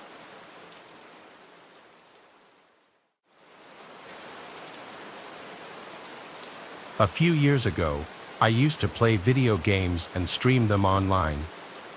I was not really popular or anything, I just did it for fun. I would stream on Twitch for my friends, and usually anywhere from 1 to 3 or 4 of them would watch. Sometimes they would play with me in the games as well. Every now and then a few other random people would watch the stream too, but I never got more than like 10 viewers at once. I wasn't trying to become famous or anything. One night, I was streaming Fortnite. It was almost a nightly thing for me to do at the time. I was playing with my friend Luck, who was also watching the stream. I remember that at one point, I saw there was another viewer, and soon the new viewer started talking in the chat and leaving comments. I did not recognize the username to be any of my friends, and I realized it was a new person. I said hi to them and welcomed them to the stream. The person responded, saying hi, but a short time later, their comments turned bad. It started with basic insults, calling me names and cursing at me. I assumed it to be some teenage kid just messing around on a Twitch account. I remember asking on the stream why he was so angry. My friend was thinking that it was really funny, though. The comments then got threatening. The user said something like they were going to find me and they knew where I lived or something along those lines. Obviously, I didn't take the threat very seriously. I really had no idea why they would act this way because my stream was always pretty fun and lighthearted. The first comment the person made that really raised my eyebrows, though, was when they mentioned my real name. They said they knew my name, and when I asked what it was, the user commented it. This shocked me because my name was not my username or anything, and this person knew my last name as well.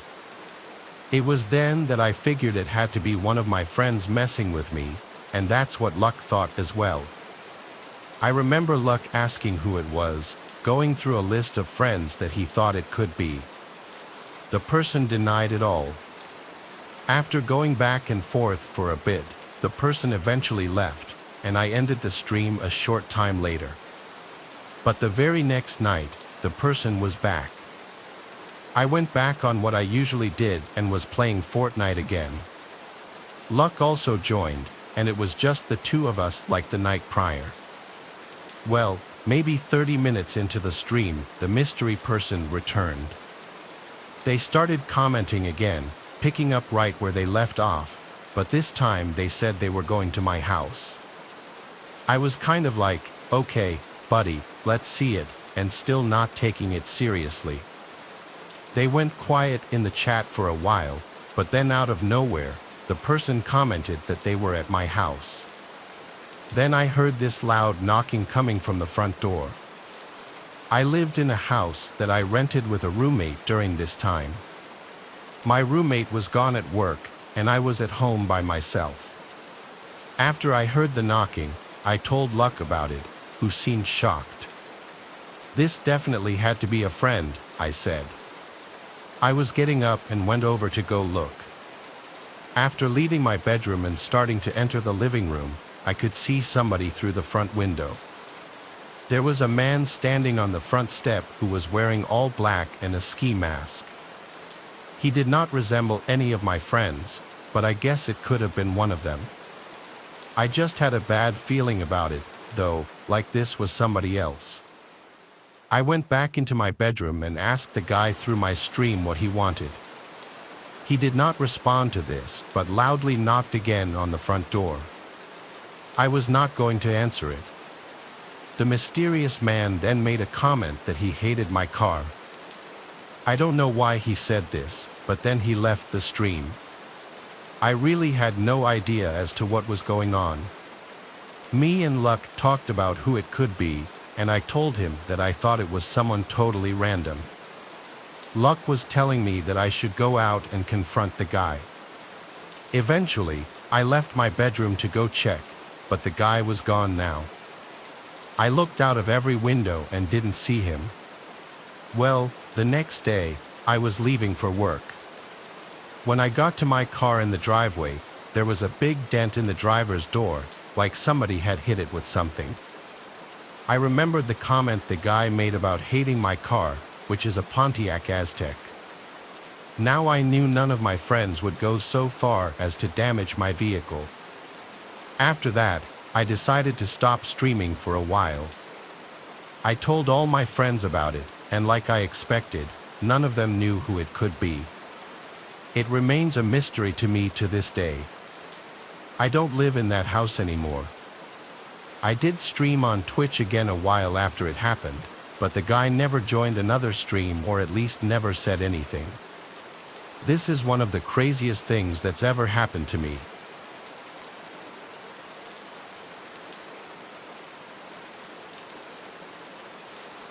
At night, I like to play video games as a hobby quite a bit. This is my scariest experience while doing so. I remember that I was playing online on some game with random people. I had a headset and would talk to them. Most of you know that in online gaming, people sometimes say some crazy stuff, but on this night, it seemed pretty tame.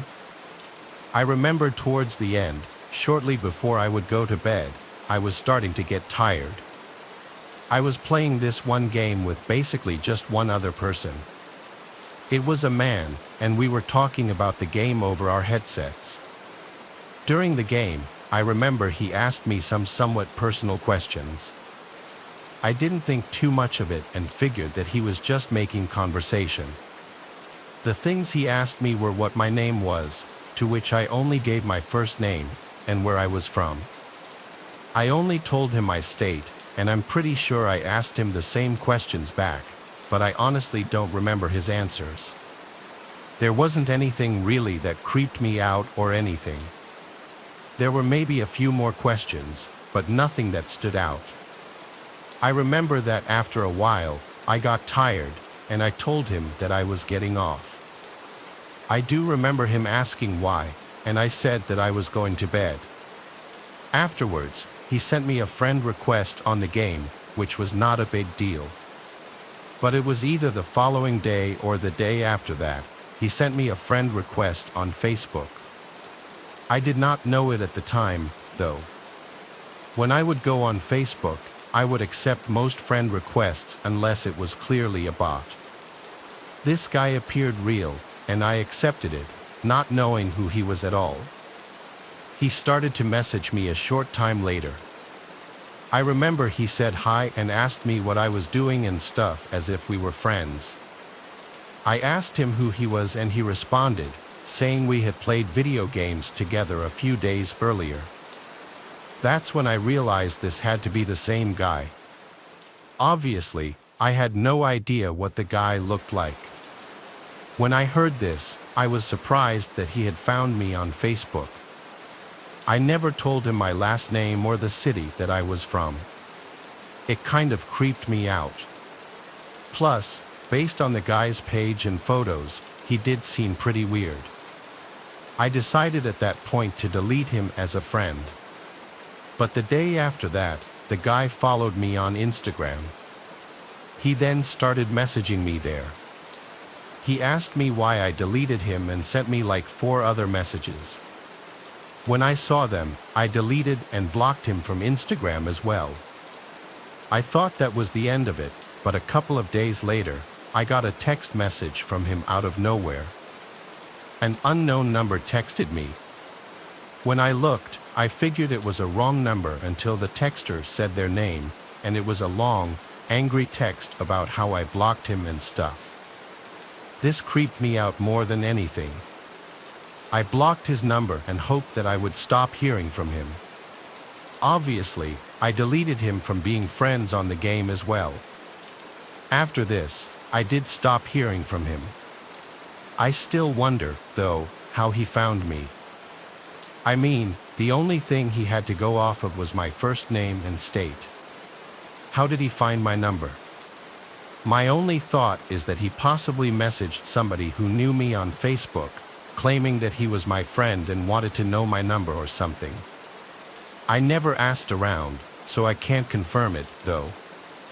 Either way, it's really creepy what he did, and I'm glad that I haven't heard from him since.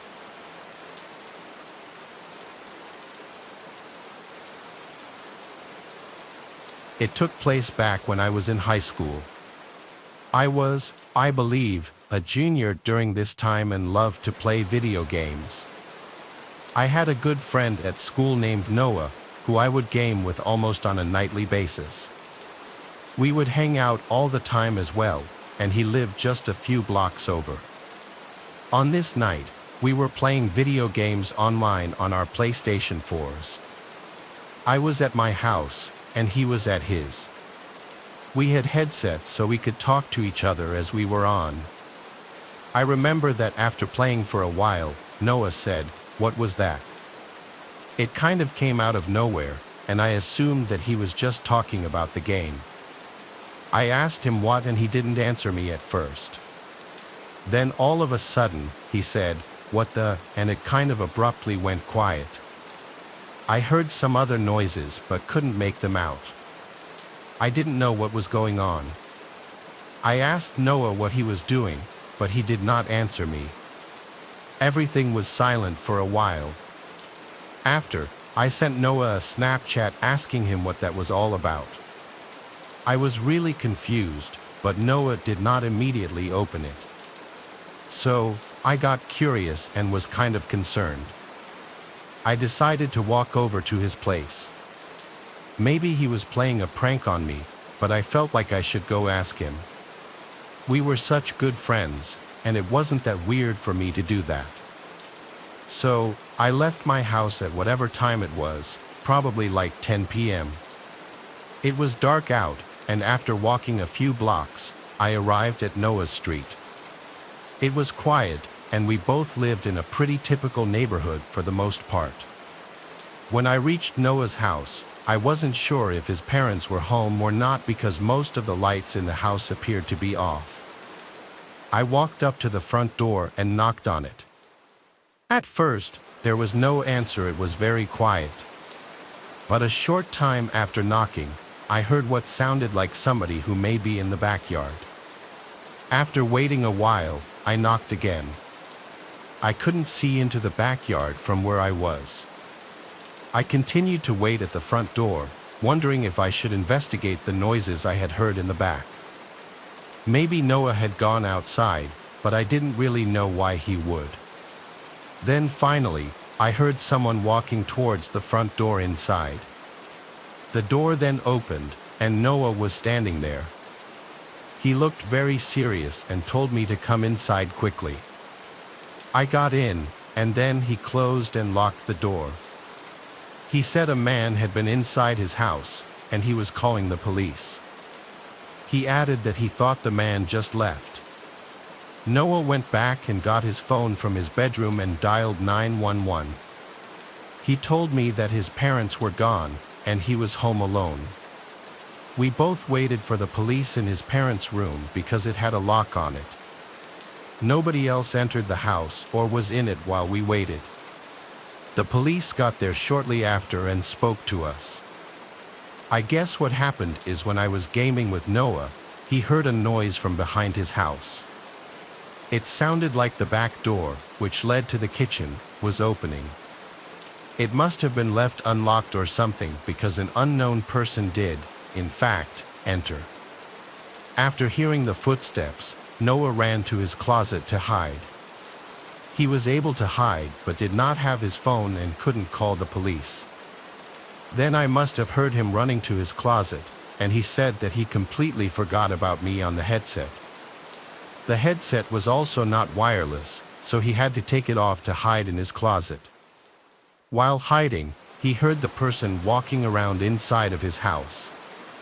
He hid all the way until I arrived at his place. When he heard the knock on the door, he said the man started walking around quickly and then left the house. I realized that I must have scared the guy off by knocking on the door. Noah was grateful to me for doing so. He then was able to leave, lock all the doors, get his phone to call the police, which was on the floor near his bed, and let me in the house. I don't know why the man entered the house or how he seemed to know that the door would be unlocked, but I'm really glad that I went over to Noah's.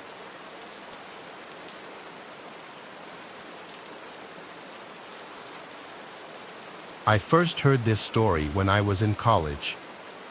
I'd come home for winter break, and I remember it was just me and my dad in the house. I was watching some kind of ghost hunter program on TV just for laughs. I don't really believe in that stuff, though when you watch the programs on TV, they're just so obviously fake. It's too hard for me to let go of my preconceptions and just watch and try to get into it.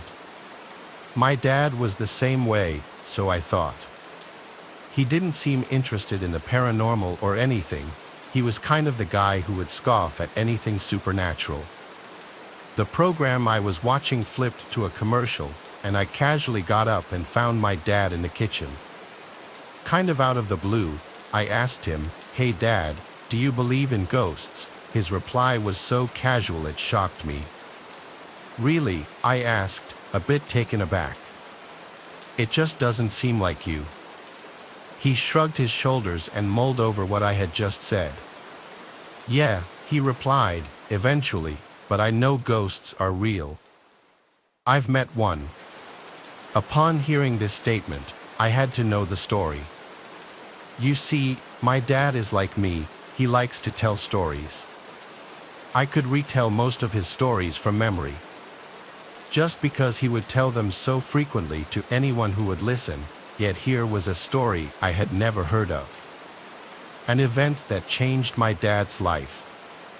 To this day, I don't even know if I believe it or not, but when someone who is so influential on your life, someone who seems so logical and so down to earth, tells you something like this, he calls into question what you believe and why. Though he never brings it up, when I talk to him about it, he swears it's completely true, no exaggeration and no doubt in his mind about what happened. So here it is, from his point of view. I was back in the house in Tacoma where you grew up until you were about 4. My parents still lived in the house, but I was going to college. I was back visiting them for a weekend. I was just over at Tacoma Community College, so it wasn't far away.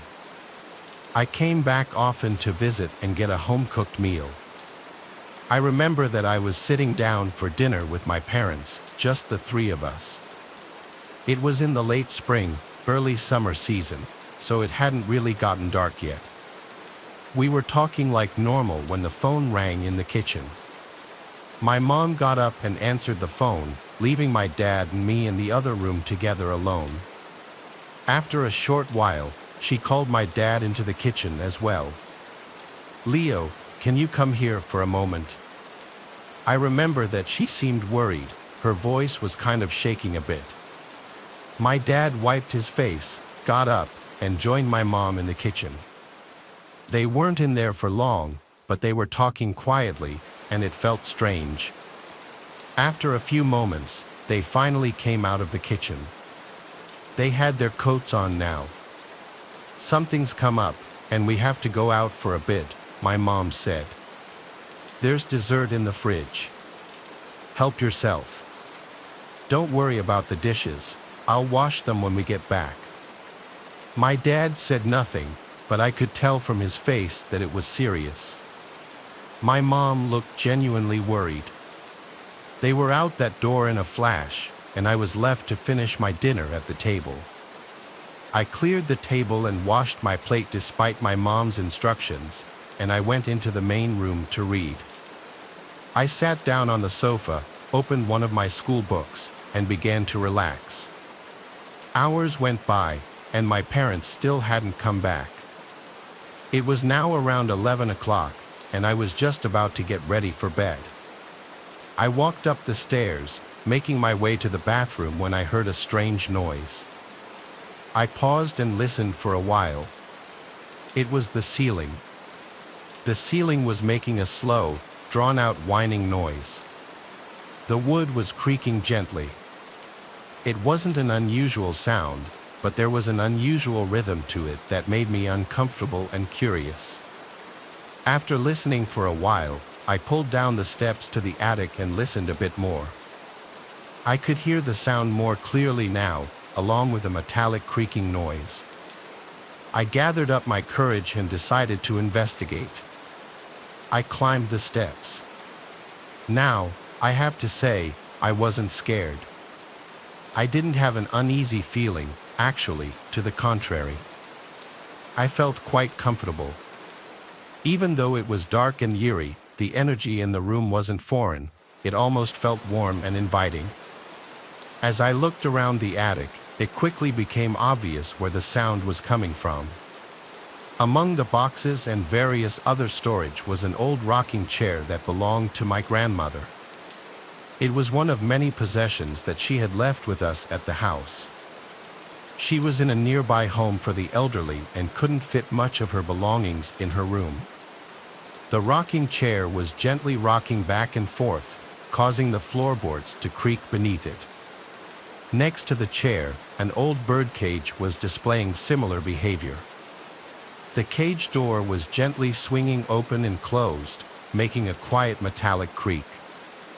I figured there was a draft, and knowing that the sounds would keep me up all night if I didn't put an end to it, I set out in search of the source. I combed the corners of the room, but try as I might, I couldn't find the source of the draft, nor could I feel it myself. There were no windows, and there wasn't much ventilation. It wasn't even windy outside, it was a calm evening. Furthermore, the chair was heavy, as was the birdcage. Yet, there were other things nearby that weren't disturbed, stacks of paper and the like. After a while, I gave up and looked back to the chair. It was still gently rocking. I walked over to it and rested my hand on the armrest. The chair stopped rocking. Still, I couldn't feel any kind of draft. I lifted my hand, and the chair was calm and quiet. But as I turned away, I heard the creaking again. I turned back, and the chair was still rocking. It was really strange, but as I had said before, I wasn't really that creeped out yet. I shrugged it off and walked over to the birdcage. The door was still swinging open and closed.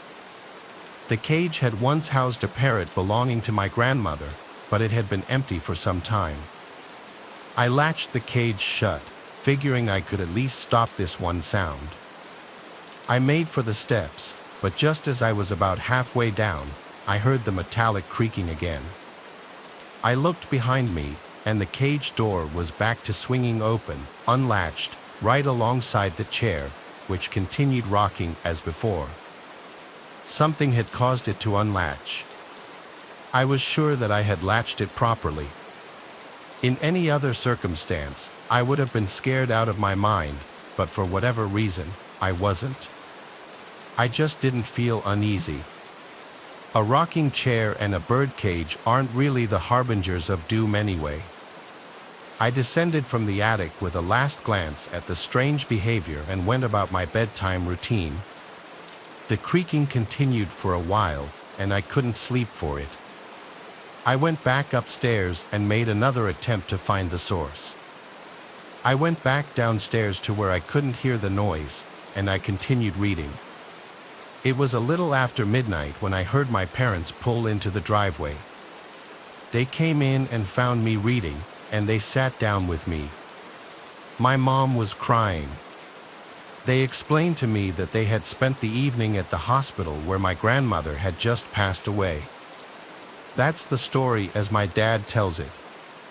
He believes to this day that before she left this world, his grandmother came home to pay him one last visit. At the time of this story, I brushed it off, but it sends chills down my spine whenever I think about it.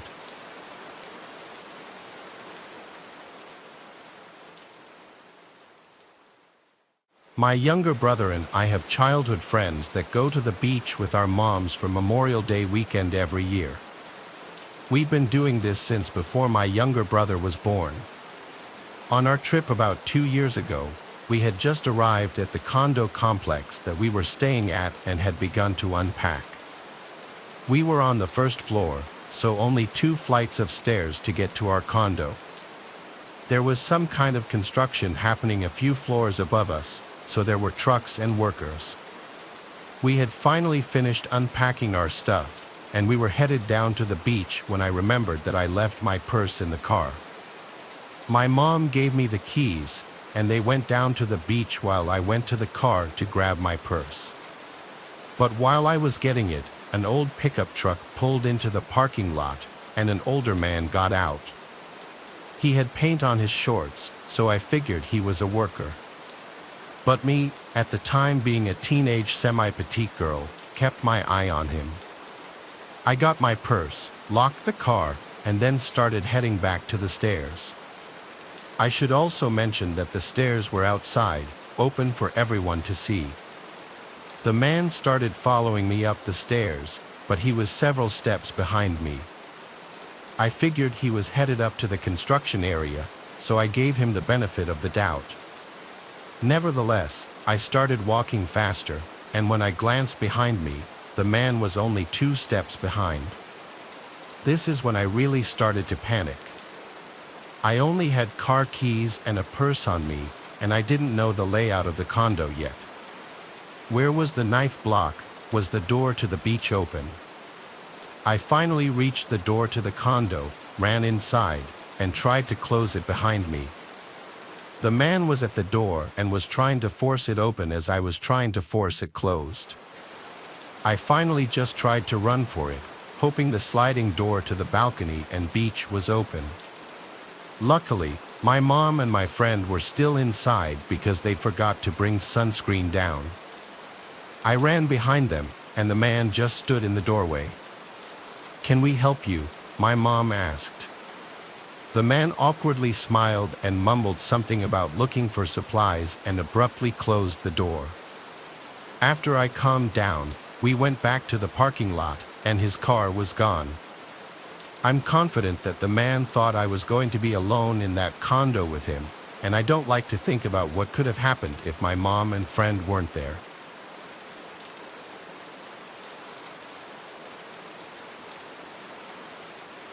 I work in the pro department of a home improvement company. I worked the closing shift with another cashier, who I'll call Aria. Aria's a really kind but quite timid cashier. She's also very pretty, so she has a lot of contractors hit on her. It's usually not that worrisome, though a few compliments, maybe a dinner invite, which she'd politely decline. I would probably ask her out as well if it wasn't for one detail: Aria does have a girlfriend. So being hit on by guys on a daily basis makes her rather uncomfortable. When we first met, I told her she ought to tell those guys about being gay, but she kept saying it wasn't any of their business, so she kept that part to herself. Aria has become my best friend, and having another cashier there with you keeps things from getting lonely. We even cover for each other's lunch breaks. One day, when I came back from lunch, Aria started telling me about this rather creepy guy who was flirting with her. She said she politely turned him down, saying she was with someone already, and while he didn't seem happy, he did leave. I shrugged it off as nothing more than the usual horny guy and laughed it off. But later that day, the man came back. Aria wasn't there, as she had left to help a customer find some lumber, so it was just me. He looked rather normal, probably handsome to most women, but he acted off. After looking around the area, I asked him if I could help him with anything. "I'm here to see Aria," he told me. I asked him how he knew her, and he said he had come in earlier and asked her out, to which she said yes, so he had come back in to pick her up. I told him she had left for the day, a usual lie everyone tells to cover for their friends. His smile went away as he started looking annoyed. He said he wanted to speak to Aria and ask her out again, which contradicted what he had just told me about accepting his previous invite. I told him he could not do that, which caused him to cross his arms and asked me why not. I'm not the best liar when it comes to making up excuses on the spot, however. I didn't want to tell him Aria was gay if she didn't want him to know it. So I just blurted out that Aria was my fiancée.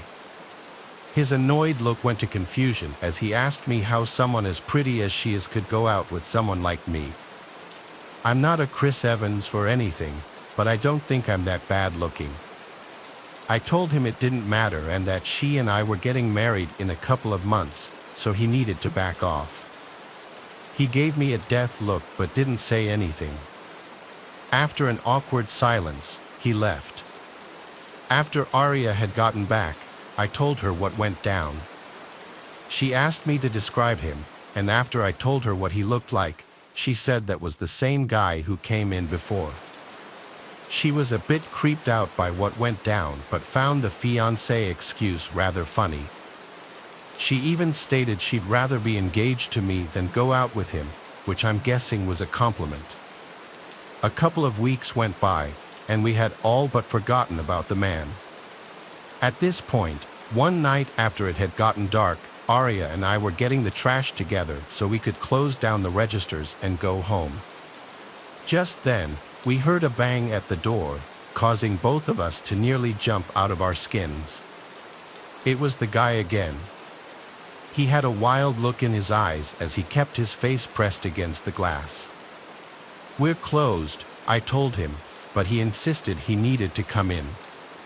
Arya yelled again to tell him she's not interested and for him to go away and leave her alone. But he yelled that he's not here for her, he's here for me. He then says that if he can take out her husband, then she'd be all his. Based on that, he wanted to kill me. I told Arya to run to the manager's office and call the police, and I'd stay here and watch him. I won't lie though, I was pretty afraid to be in that tiny little area. If the guy was able to get in, he wasn't the biggest guy, but he could have had a weapon on him. Plus, the store doesn't allow us to have self-defense items on us, so I was on my own here. The guy then started ramming the sliding doors like he was crazy. The doors were rattling. I could have sworn they were going to come off their base. Just then, Arya came running back around the corner with a 2x4 in her hand, yelling that the cops were on their way. Finally, the man decided to leave. The closing manager met the officers when they came, and he took them to review the cameras. Thankfully, the man was caught and arrested, but Arya and I felt unsafe working there any longer. We're still friends and even attend the same college together, but we have separate jobs now while we pay our way through classes. I'm glad she was there to help me with the rogue man, as I hate to imagine what he might have done to me, or worse, what he might have done to her. She says she's glad I was there for her as well, as having a guy around tends to make men like him less confident in what they might try. It was a wake-up call for me as to how dangerous it can be for some girls when an interested guy just doesn't want to take no for an answer.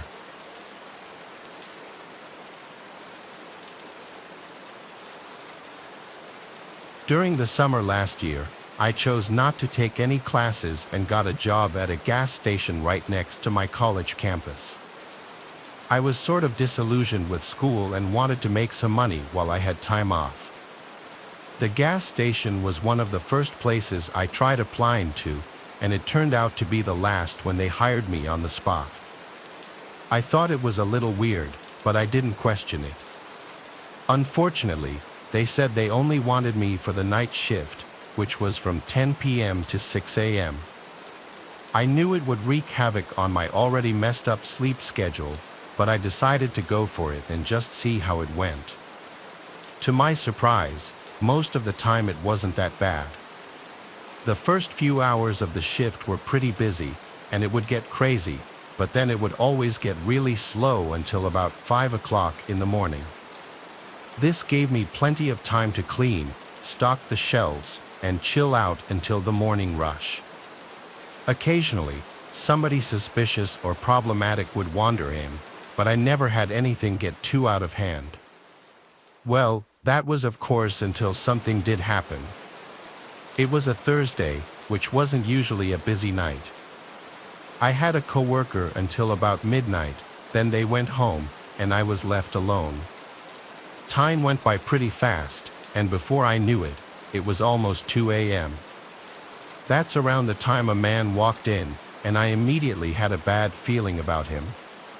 He had a shaved head and a bunch of tattoos of weird symbols, so I was pretty sure he was a skinhead. I noticed he had parked his dirty old lifted pickup truck in the handicap spot too, but I didn't want to get on his case about it. It was 1:58 when he walked in, and he spent a few minutes wandering around the store. In the end, though, all he bought was a case of beer. However, by then it was 2:01. My county has a law that says alcohol can't be purchased between 2 a.m. and 6 a.m. I told the man that, as politely and apologetically as I could, that he couldn't buy the beer.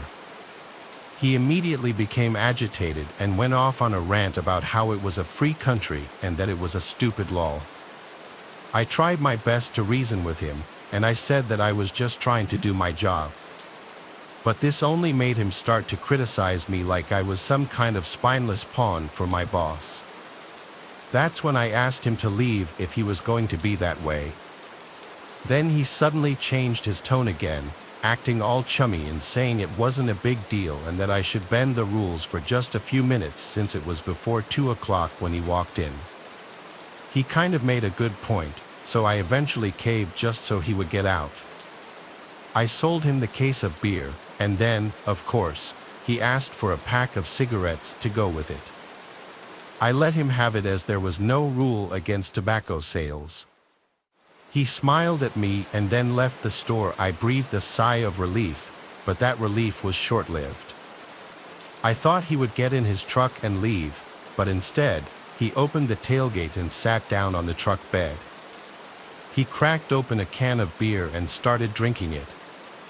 Now I had a feeling that this was far from over, and that was exactly the case. A few minutes later, another truck pulled up right next to his, and a couple of guys got out, both of them with shaved heads and tattoos. They stood around the back of the first guy's truck, just smoking and drinking.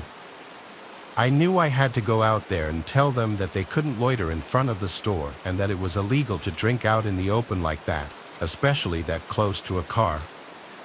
But I was a little scared already. They kept looking in the window at me, smirking as if they knew what I was thinking and were challenging me to try. Before I could find the courage, another car, this time an SUV, pulled in next to the two of them, and two more guys got out and joined the others.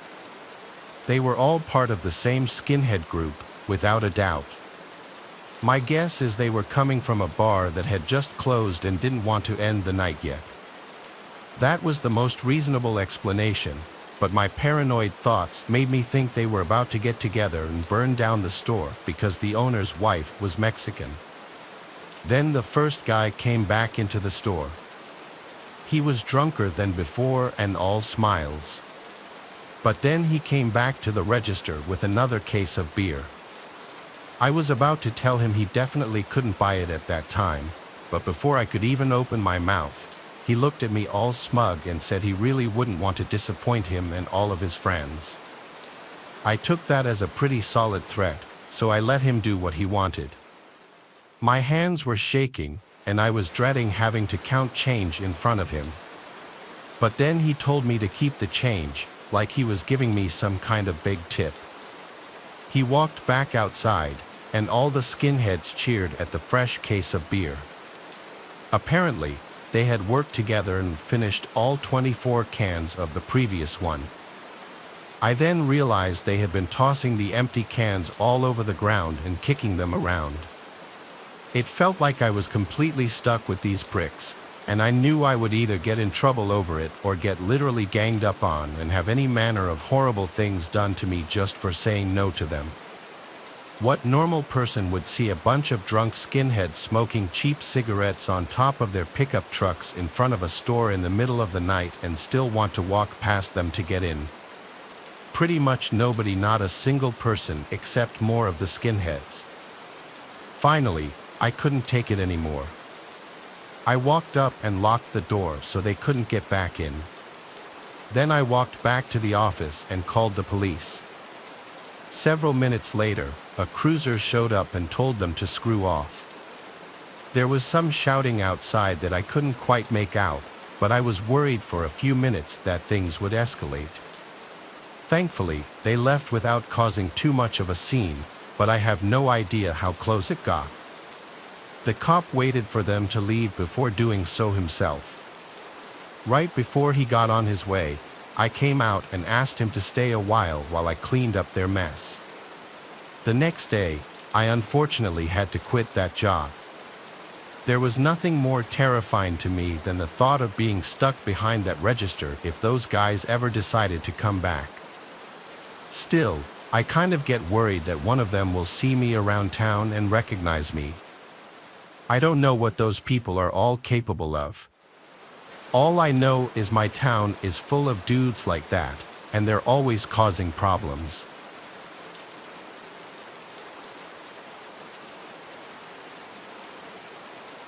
Years ago, I worked as a barista at a locally owned coffee shop that doubles as a popular venue for local artists and musicians to host all sorts of small-time gigs. Even today, it gets most of its business in the evenings during the open mics and stays open until 1 a.m. However, when I worked there pre-2020, they were open 24/7 from Thursday to Sunday. For the most part, everyone that worked there hated the graveyard shift. It was easy hours, but the tips were abysmal as barely anyone came in. As far as I was concerned, however, I didn't mind the lower pay. What I hated was being alone and running the only place that was still open for miles. The shop was in a good part of town, if not a little close to a bad part, but the fact of the matter is that there's really no such thing as a good side of town during these overnight hours, if we're being completely honest. I was advised to never keep more than $50 in the drawer during the graveyard shift for a reason. I was always afraid that somebody would drag me into the back of the store, so every time I was scheduled for the overnight shift, I asked one of my male friends to come hang out with me. The one guy who would help me more than anyone else was named Bob. It usually turned out to be a good time. I made some money, I slipped him some beers under the table, and of course, I felt much more comfortable not being a woman on her own. Bob would work on his laptop while I was busy, and we would talk when things were slow. We had been friends for a while, but we became close after spending a lot of time together. It was always platonic, though. Bob was also friends with many of my coworkers, and lots of us joked that Bob knew so much about the coffee shop that he might as well work there himself. But he always laughed it off and said his career in photography was more important, which we always gave him a hard time for. I didn't really think there would ever be any bad blood between us, and if there was, I was sure it would be because we slipped up and had an awkward one-night stand. But then came a slow Saturday night in the summer of 2019. I was working the last overnight shift of the weekend. I had worked the last 2 nights in a row without Bob because he had bailed on me to go to a wedding for one of his family members. I managed to get another friend of mine to fill in for him for Thursday and Friday, but on Saturday night, they were too tired and never showed up. I was anxious about being alone in the shop, but I knew I could manage.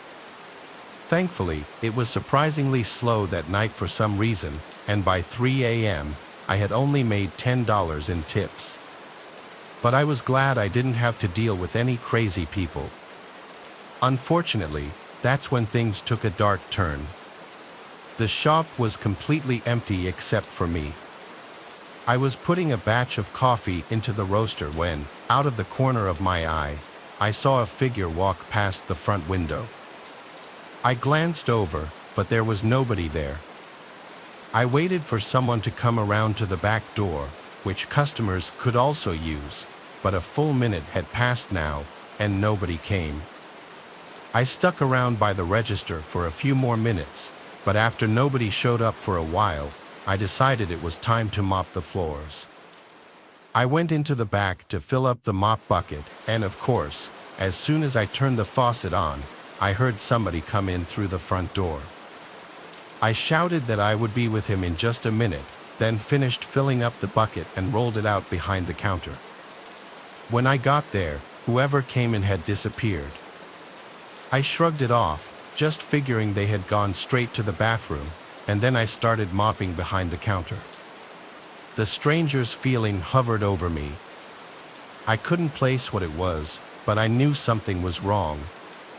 The first thing I looked at was the drawer, but it hadn't been broken into. Even then, that would have been loud enough for me to hear over the running water. I leaned over the bar and checked the bathroom doors. The men's room door was closed, and the light was on, so I knew somebody was in there.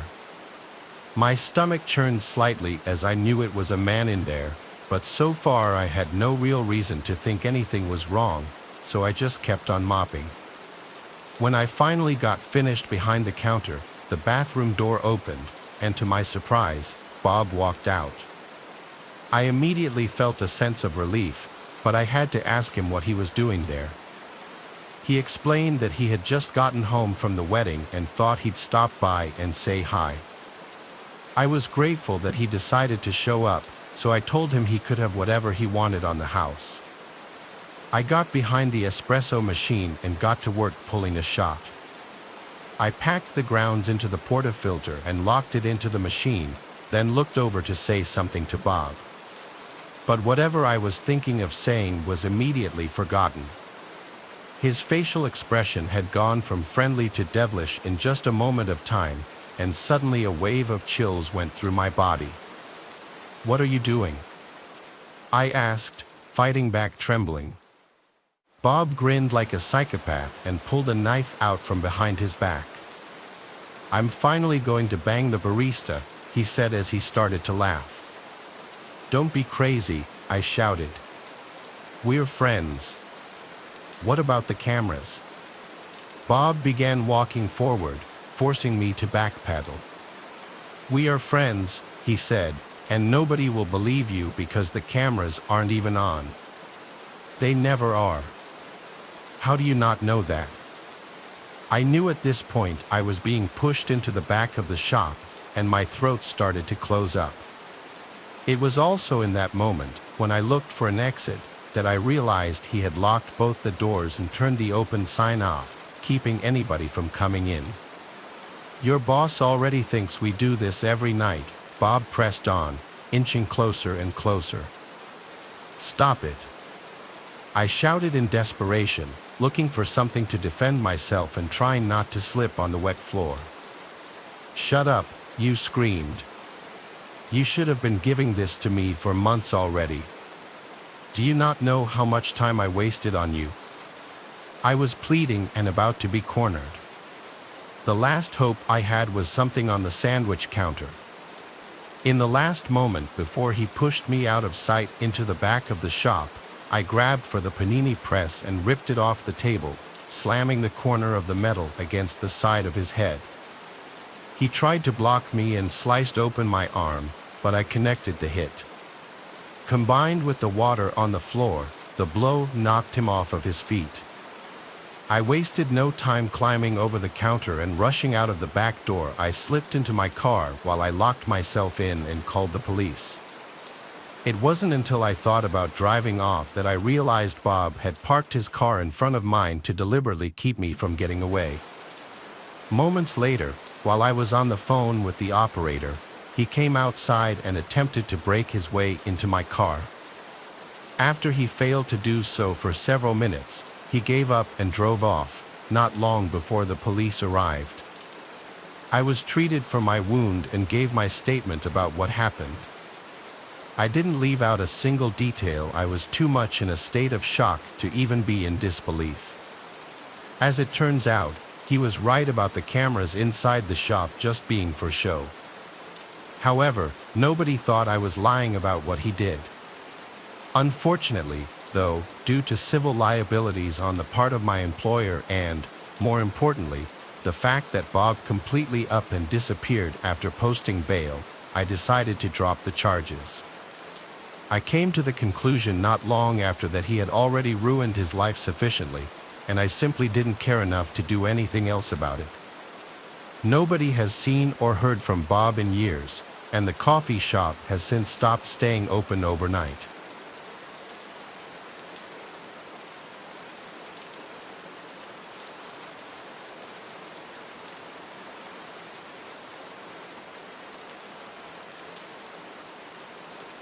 I've been a night owl my whole life, so I work night shifts exclusively.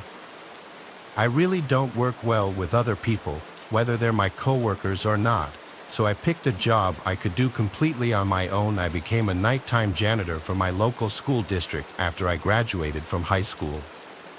Schools have always had nightly cleaning as part of health codes in most areas, but obviously, in recent years, it's become much more important. My first job was in a fairly large K-12 school. There were a couple of daytime custodians as well, but at night it was just me and one other person splitting the school down the middle. My coworker and I barely ever interacted, which I appreciated a lot.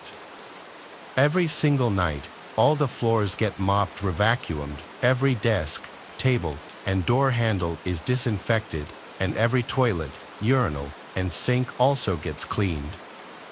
It takes a full 8-hour shift to accomplish, and for that entire time, I don't talk to a single person. It's great, honestly. Most of my coworkers are women, and they don't want me talking to them either. When I tell people about my job, a lot of them think the hardest part is cleaning up after the messes left by the students. For the most part, I guess they are right, but I always tell them I would rather plunge and clean 10 clogged and traumatized toilets every single night than ever have to work directly with another human being all day long, especially a horde of minors. These days, there's one example I give of why I say that. It was the night after Halloween. I came in for my usual shift and got started without even saying hello to my coworker. We started on opposite ends and met in the middle, so we would only see each other when we were finishing up. The first hour was mostly normal except for one obvious thing out of the ordinary. I always keep my music at a low volume on my headphones, but from outside them, I kept hearing things. Usually, all the other faculty are gone by 8 p.m., but sometimes there's somebody who stays late.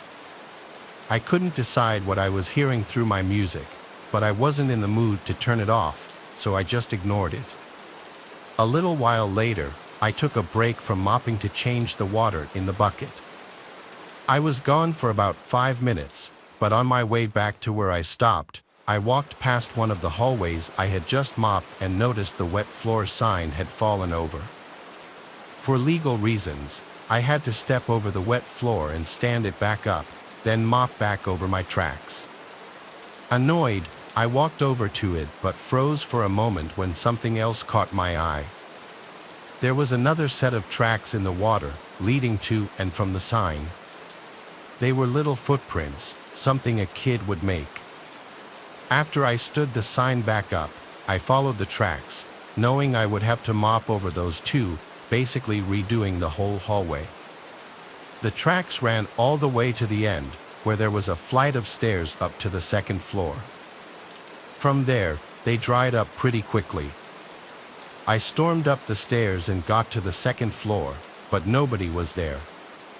I took my phone out of my pocket and paused my music so I would be able to hear if anyone was running around. Right as I looked down, I saw a flash of movement at the end of the hallway. I also heard a bunch of footsteps echoing across the empty school, so I started making my way to the end of the hall. By the time I got there, I still couldn't see anyone, but then I heard a little kid laughing. It felt like I was in a horror movie, but at that point, I was more annoyed than scared. I stood there looking around for a few seconds until I heard a crash from the first floor. I rushed downstairs and nearly flipped my lid when I saw the mop bucket I had just refilled was knocked over. The water was spilling everywhere in a huge pool. I absolutely swore my head off as I went back to the nearest janitor's closet for a dry mop and a bunch of towels. It took me half an hour to clean up that mess and then another 15 minutes to redo the hallway that got messed up, which meant my break was down to 15 minutes. However, I was so pissed off that I walked to the other side of the school and interrupted my coworker to ask if she had been messing with me. She looked completely dumbfounded and innocent. She asked if I was all right or needed any help, but to that, I just walked away. I set up again and got back to work. Another hour passed, and I managed to make up some lost progress. I was angrily powering through it, debating in my head the whole time about what I should do. I thought about reporting it to the school or maybe just calling the police myself, but in the end, I figured I would seem crazy to everyone, just like I did to my coworker, so nothing happened. Again, until 11 o'clock, out of nowhere, the lights shut off in the whole school. It was pitch black for about 3 seconds until the emergency lights turned on, giving everything a reddish hue. It came as a shock to me, and to be honest, I was worried. I tried to tell myself it was a malfunction or maybe some kids messing around, but my mind was going to all sorts of possibilities. I had keys to the electrical room where the light switches were, and I was the closest to it, so I stopped what I was doing and marched over. I was pissed off about losing more time and missing out on my entire break. But halfway there, something pushed those concerns out of my head. I heard the most blood-curdling scream of my life, the panic shriek of my coworker echoing endlessly. I stopped in my tracks, feeling like I had just been hit by an electric shock. Seconds later, I heard the sound of a door opening really loudly, like someone was ramming through it from the inside. I hoped it was my coworker escaping and not somebody else making their way into the school. I forced myself to keep going and finally made it to the electrical room. I was right outside the door trying to find the right key when I noticed that it was already cracked open.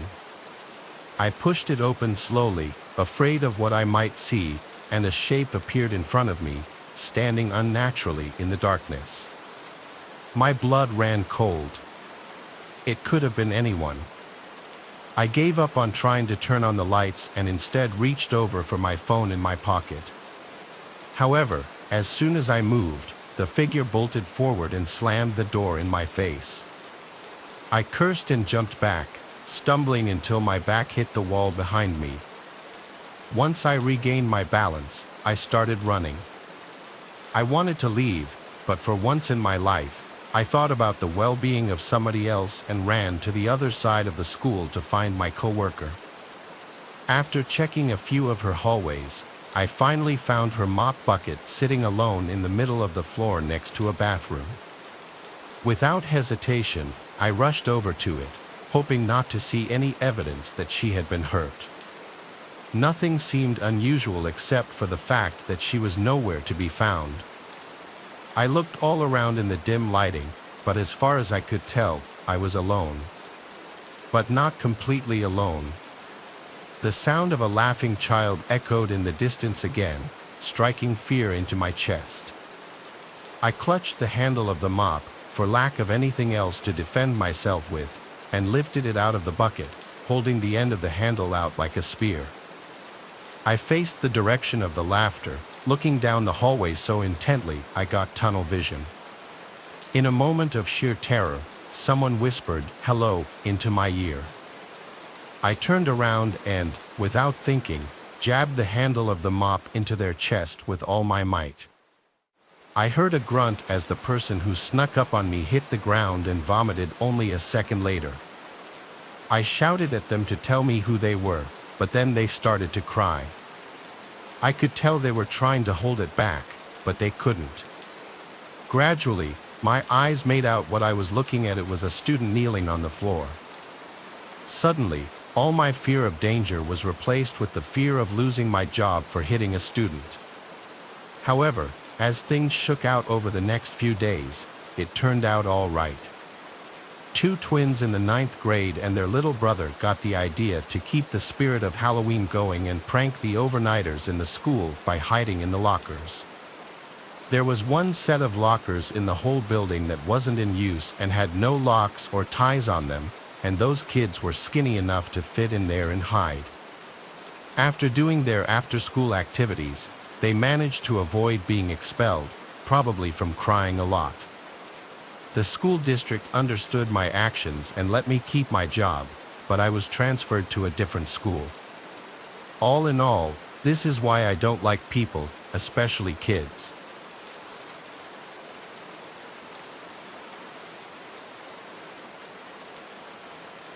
Up until about a year ago, I worked at a grocery chain. I was, and still am, a working college student. My availability was only 6 p.m. to closing, which in this case was midnight. It wasn't my favorite job. I dealt with a lot of annoying customers and coworkers, one of whom once broke into my locker and put a used tampon in the pocket of my apron, but that's a whole different story. My job was walking distance from where I lived, which made it really convenient since I didn't have a car. One Friday night, I was closing as usual with my supervisor, and we were running later than we usually did. My supervisor and I finally got the remaining customers out of the store, clocked out, and left. I left before my supervisor and began walking home. After a long, frustrating day of annoying customers, it felt great to just walk through the fresh winter air. I spent a few minutes shuffling through my phone's playlist to find a song to walk home to. I had made my way down the main road, careful not to slip on any of the ice. One thing that's really important to know about me is that I'm a very anxious person, and while it's definitely a problem most of the time, it does help make me constantly aware of my surroundings. That's when I saw an approaching car slowing down on the deserted main road, and I automatically went on high alert. It was a black car that came to a slow stop against the sidewalk I was on, about 10 feet behind me. I immediately clutched my phone in my hand and brought it out of my pocket. If there wasn't any ice covering the sidewalk and my feet didn't hurt, I probably would have run. Instead, I opted to try and pretend that I wasn't afraid, which I don't think worked because I picked up my pace after the car stopped. It was then that I heard a man's voice call out to me. "Hey, it's cold out here. You want a ride?" the man said. I kept walking away from him up the street, pretending I didn't hear him and just hoping he would go away. It didn't work. A few moments later, I heard the car tires crushing the ice on the road and then turned around to see what he was doing. He was now driving with the car in reverse. When he caught up to me, he had rolled down the passenger seat window some more. He was a black man, maybe in his mid to late 30s. He looked at me and I stopped, prompting him to stop his car as well. "Hey, let me give you a ride," he said through the car window.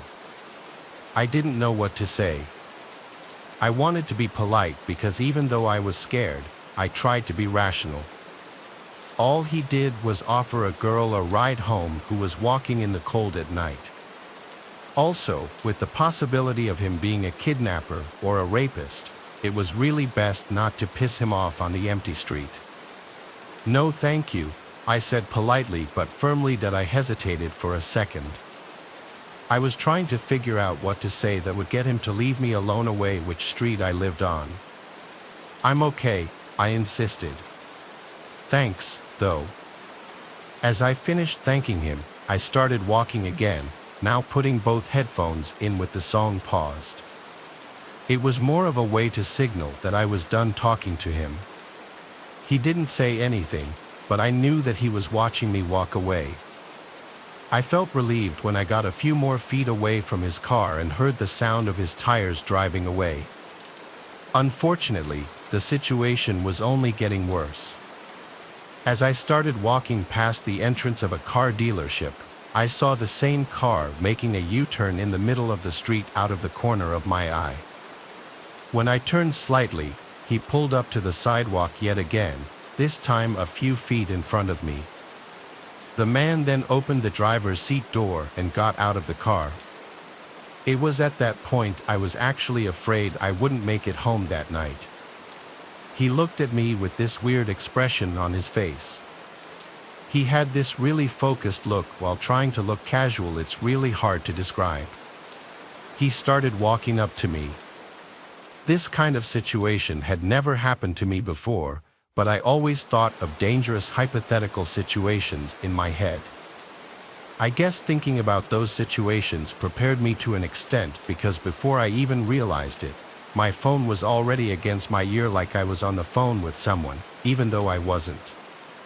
When he came closer to me, he saw my phone in my hand and must have realized someone could know where I am right now, or I could be calling 911. That's the only explanation I can think of, because when he looked at my phone, his demeanor totally changed. He stopped in his tracks with a worried look on his face and then asked me, "Oh, are you on the phone with someone right now?" I replied, looking at him with my phone still against my face and my other hand casually in my pocket.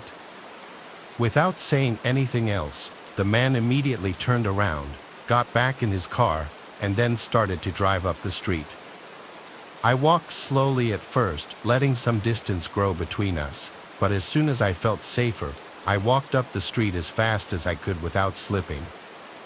I frantically tried to call my dad, who I thought was home at the time. He didn't pick up. I then tried to call my sister and my fiancé. I didn't feel like I was in danger anymore, but my adrenaline was through the roof and I wanted to hear from someone who would make me feel better. I gave up calling after I couldn't get in touch with anyone and just kept walking. I was finally getting ready to turn onto another street when I passed an empty parking lot and saw the same man leaning against his car looking over at me. "Hey," was all he said in a flat tone when I walked by. At this point, I was completely freaked out. I didn't have my phone out anymore, so I couldn't pretend I was talking to someone again, and I was also significantly closer to my house. If he decided to get into his car and follow me, there wasn't any detour I could take to try and lose him. I was now on the verge of tears, and that's when I decided to call 911. I called 911 and told them the situation. The officer on the other line stayed on the phone with me until I got into my house. After that, an officer came to my house and asked me a bunch of questions about the man. He also asked me about his car and where I last saw him. All of the details were either too vague or I didn't remember. He said that he would at least patrol the area for him. I'm not really sure if he actually did or not, but it made me feel better at the time. From that point, I needed a ride to and from work every shift until I got my schedule changed to day shifts. Just a few weeks later, the college semester ended and I was planning on skipping a semester anyway. That experience only reinforced my decision. The more I think about that situation, the more I realize how lucky I was. I was in the perfect position to be taken, but I actually used some quick thinking that really de-escalated the situation. I moved in with my fiancé, and now I have a pocket knife and pepper spray for whenever I walk home at night from my new job. It's something to remember. If you haven't called 911, if you don't have anything to defend yourself against someone, either let someone know where you are or pretend that they know where you are. It can potentially save your life.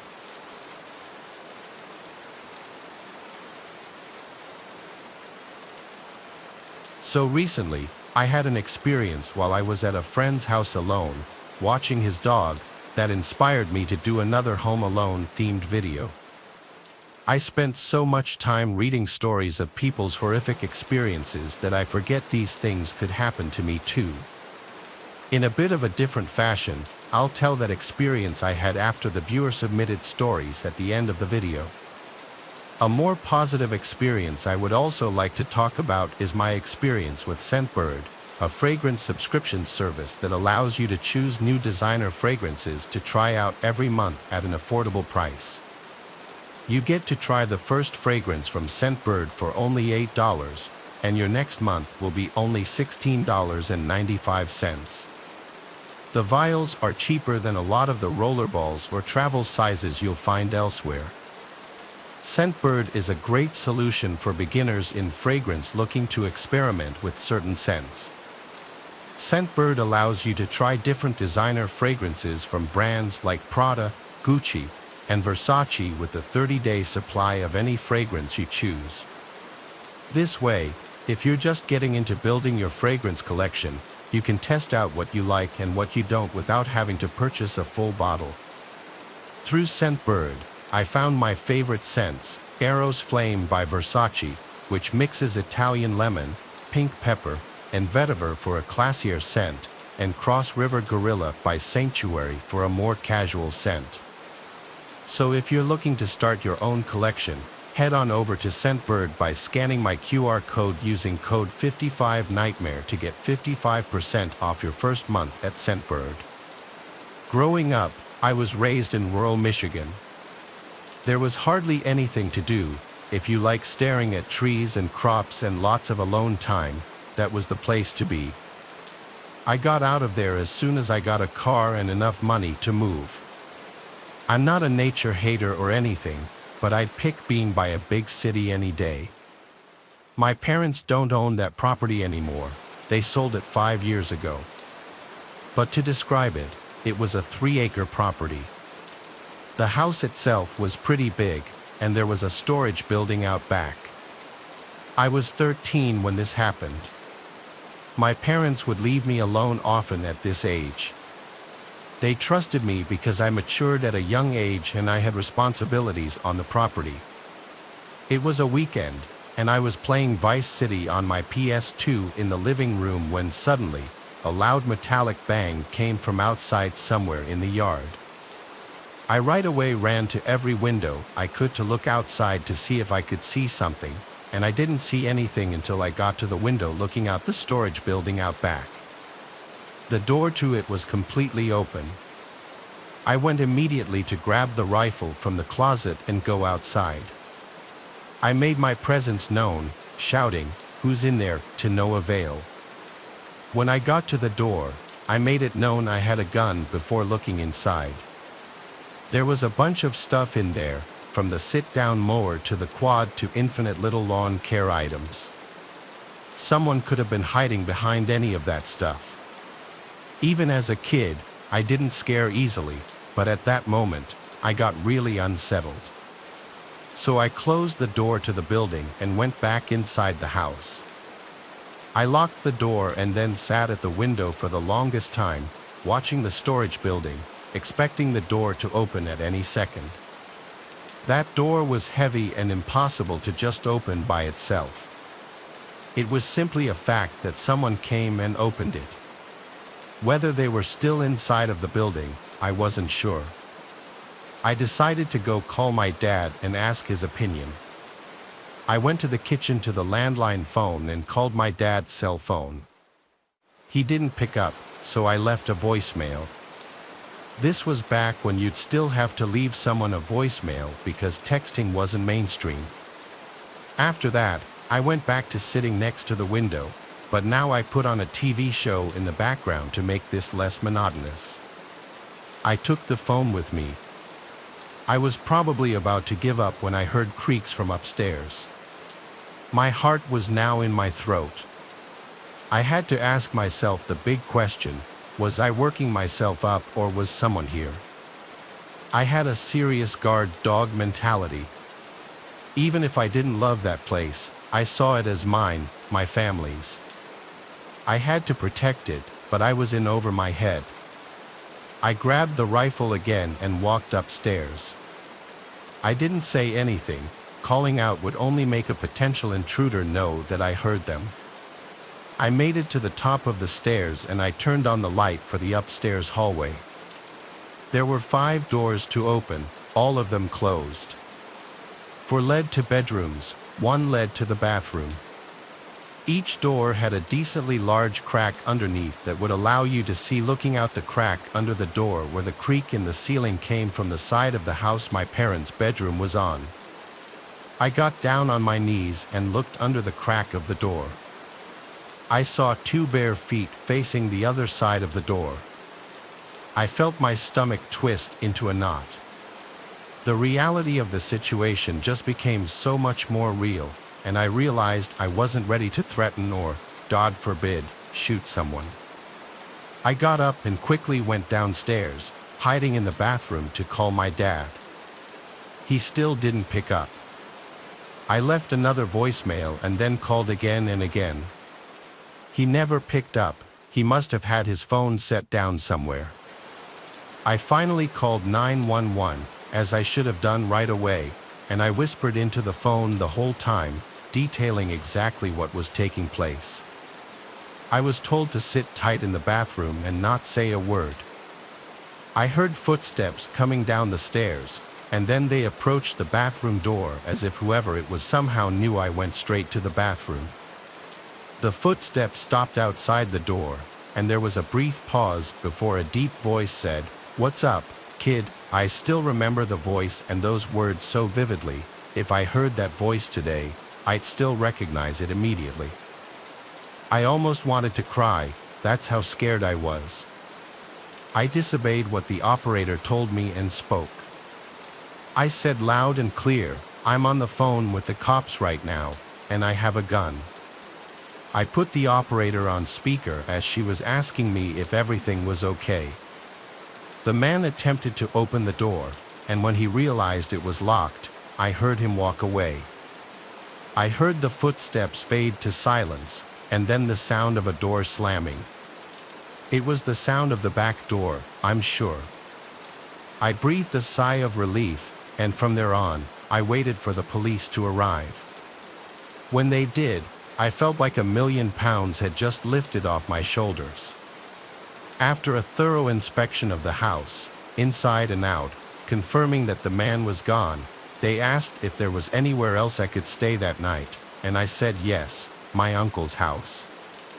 We contacted my uncle, who came and spoke with the police, then he took me back to his place. The thing that haunts me the most is that it was my fault. I could have prevented this. I left the door unlocked as I went to the storage building to investigate. Clearly, that's when the man simply walked right into the house.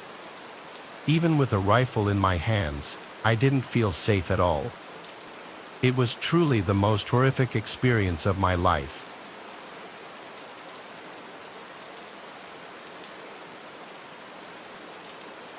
I was home alone one night for a reason I don't remember. All I remember is my entire family was gone. I was 13 or 14 years old. I was a big gamer at the time. I was obsessed with StarCraft, and admittedly sometimes spend a weekend night or two playing StarCraft or some other PC game. This was right before co-lockdown started. I was playing StarCraft on my computer in my bedroom on the first floor. That's when the doorbell rang twice. I hurried to the door, not wanting to be away from the game for too long, in fear of losing. I got to the front door and said, "Who is it?" as I always would if I was alone. A soft and weak voice on the other side said something that I couldn't hear. It sounded like a woman. I opened the door with the storm door still separating me and this older woman standing on the other side with a big smile on her face. She had her hands behind her back. I said through the door, "Can I help you?" She said she needed to use a phone and asked if she could come inside. Ever since I was a little kid, I was always taught not to let a stranger into the house, ever. That included women. I felt so awkward, though. I didn't know how to turn her away. I redirected her to the library a few blocks down because they'd surely have a phone. Deep down, I knew the library was closed at this point, but I was just trying to get this stranger who was trying to get into my house to leave. She was still smiling, but what she said next did not match her smile. She said, "That's very rude to turn away an old lady asking for help." I replied the only way I could think to, and that was that my parents don't allow strangers into the house. It's a house rule. I slowly started closing the door as I was saying sorry, and she just stood there, not moving, but still smiling at me. And though her smile never changed, it suddenly felt much more menacing. I was walking back to my room when the doorbell rang again. There was no way in hell I was opening the door again. That woman radiated weird vibes from the start. Maybe something was wrong with her. Maybe she wasn't all there. These were things I had no way of knowing, and maybe that was selfish of me to send her on her way, but I just wasn't opening the door for anyone when I was home alone. I went back to my game, not too long after I sat back down. I heard something tapping on the window. It was a clinking type sound from something metal. The window was directly in front of my desk. I had the blind pulled down, so I couldn't see what was making the noise, but I already had an idea. My room was the only room with a light on in the house. The horrible thought that it was the old woman from just before, and that she walked over to my window, terrified me. I turned off the sound on my computer at this point. I didn't care about my game anymore. The clanking sound on the window persisted. I basically said, "F this," and up and left to a different room in the house. I sat in the darkness of the living room for a bit. When the doorbell rang again, this woman was harassing me now. I tried to convince myself she wasn't a threat, just some crazy old woman who's probably clueless as to where she is. When she rang the doorbell a second and third time, I decided to go open the door and ask her if there's someone I could call for her, but when I opened the door there was now a man on the other side. He looked to be about 10 years younger than her. He said through the storm door, "Have you seen my mother?" I replied saying yes, she came to my door just before. He then apologized to me and said she has dementia and got out of the house. I suddenly felt bad, but he asked me if he could come in for a minute. And again, I felt awkward. Why did he need to come inside? I said the same thing that I told to the woman who he claimed to be his mother. I said we could just talk through this door. I then said that I think she went into my backyard because I heard something at my window. I told him he could go around back and check. He thanked me and walked down the walkway, and I thought he went into the backyard, but when I went to the back and looked out the back window expecting to see him searching around, I saw nobody, not him or his mom. This was all too weird for me. I went to bed on the earlier side that night, just falling asleep with the TV on in the background until I heard the clear blinking sound on the window again. Something metal was tapping on the glass. I remembered the concerned man and I decided to try and help. I went to the window, lifted the blind up with my hand, and I saw that woman outside my window with that same creepy smile. She was tapping a kitchen knife on my window. I closed the blind and crawled back into my bed.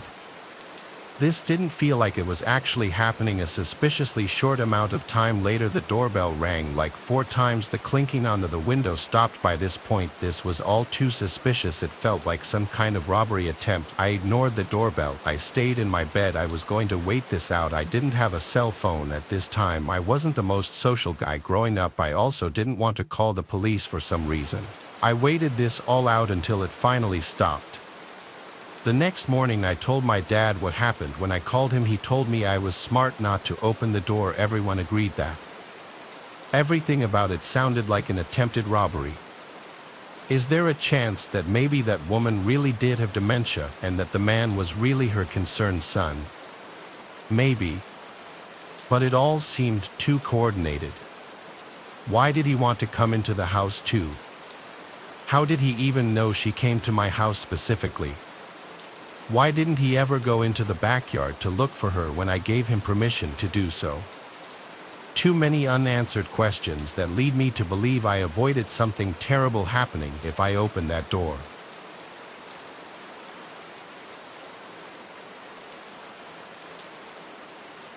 This happened to me just a bit over a year ago. I'm 24 and have a townhouse in the suburbs. I live alone, which for me gets really boring, so I try to have friends over whenever I can. My closest friends come a couple of times a week and sometimes even sleep over to escape their parents' houses. I didn't have any plans this night, but I had plans for the next day with my friend Adam, who was supposed to be coming over to have a movie night. So I really was just trying to get this night over with and looking forward to the next day. I went to bed early, like 9:15. In the middle of the night, I woke up. I looked at my nightstand and saw it was 2 a.m., but the way I woke up was odd. My heart was pounding for some reason, and my brain was very alert and aware, like something was happening. I thought maybe I had just woken up from a nightmare or something until I heard a click from downstairs. I sat up. A door slowly screeched open, and I could hear someone's footsteps entering my home. Although terrified, I thought this had to be Adam or one of my other friends, as they all had keys to my house in case they needed somewhere to stay. I got up from my bed and walked over to the door, opening it and stepping into the hallway. Adam, no one responded. I waited in the hallway for what felt like forever, but then a bright light suddenly flickered on, lighting up the whole downstairs. A second later, soft chattering noise came from the living room. Whoever it was had turned on the TV. For a moment, I felt relief, thinking it was definitely one of my friends who had won too many drinks. I went down the stairs and into the living room and felt my whole body turn ice cold in an instant. Some random man was sitting on my couch, looking at the TV screen. He looked maybe 50 years old with patchy long black hair and dirty clothes. As I stared at him in fear, he glanced over at me and showed a crooked smile, then waved his hand as if to invite me over to the couch. I turned around and sprinted right out the front door. I banged on my neighbor's door until they let me in and called the police. By the time they made it, though, he was gone, no trace of him at all. What's worse is the police didn't take it all that seriously, suggesting it was probably just some harmless homeless man wanting a place to sleep. The way I see it, everything points to otherwise. He picked the lock on my door, sat on my couch, and turned on the TV. Then the sick man smiled at me and invited me over to the couch. I think he may have been a stalker or something, and now I find it hard to even sleep at night when I'm alone, thinking that there's a chance that I'm not really alone.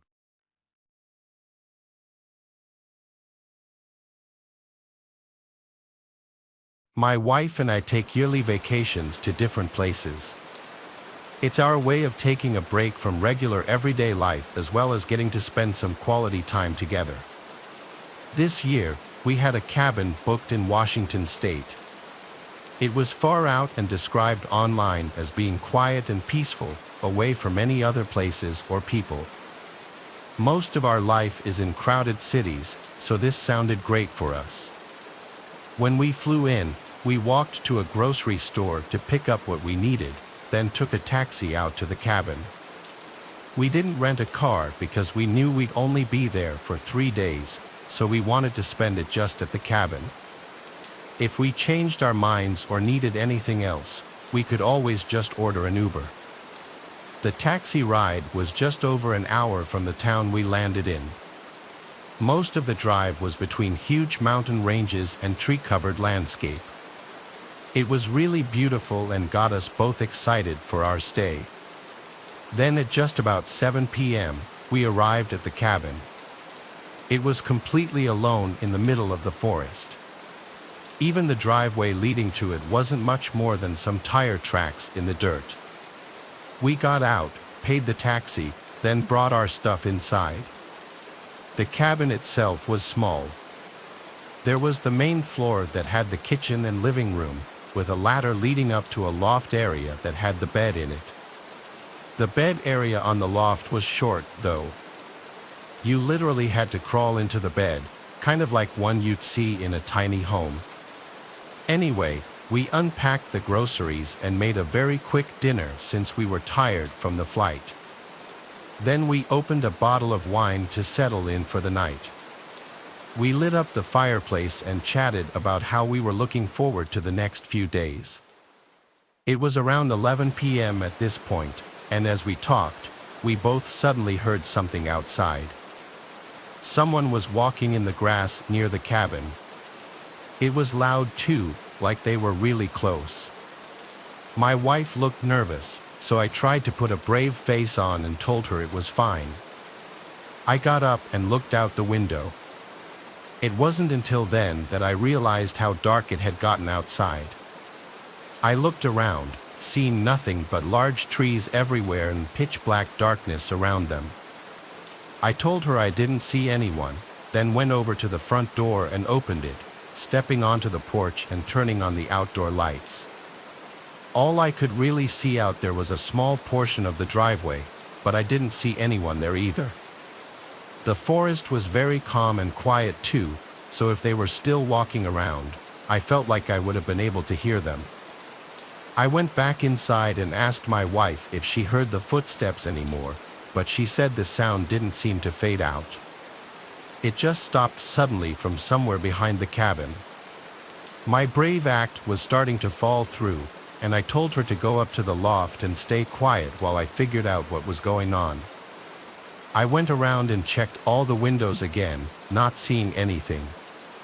So, I went back to the front door. I was preparing myself to go back outside when a sudden thump shook the cabin.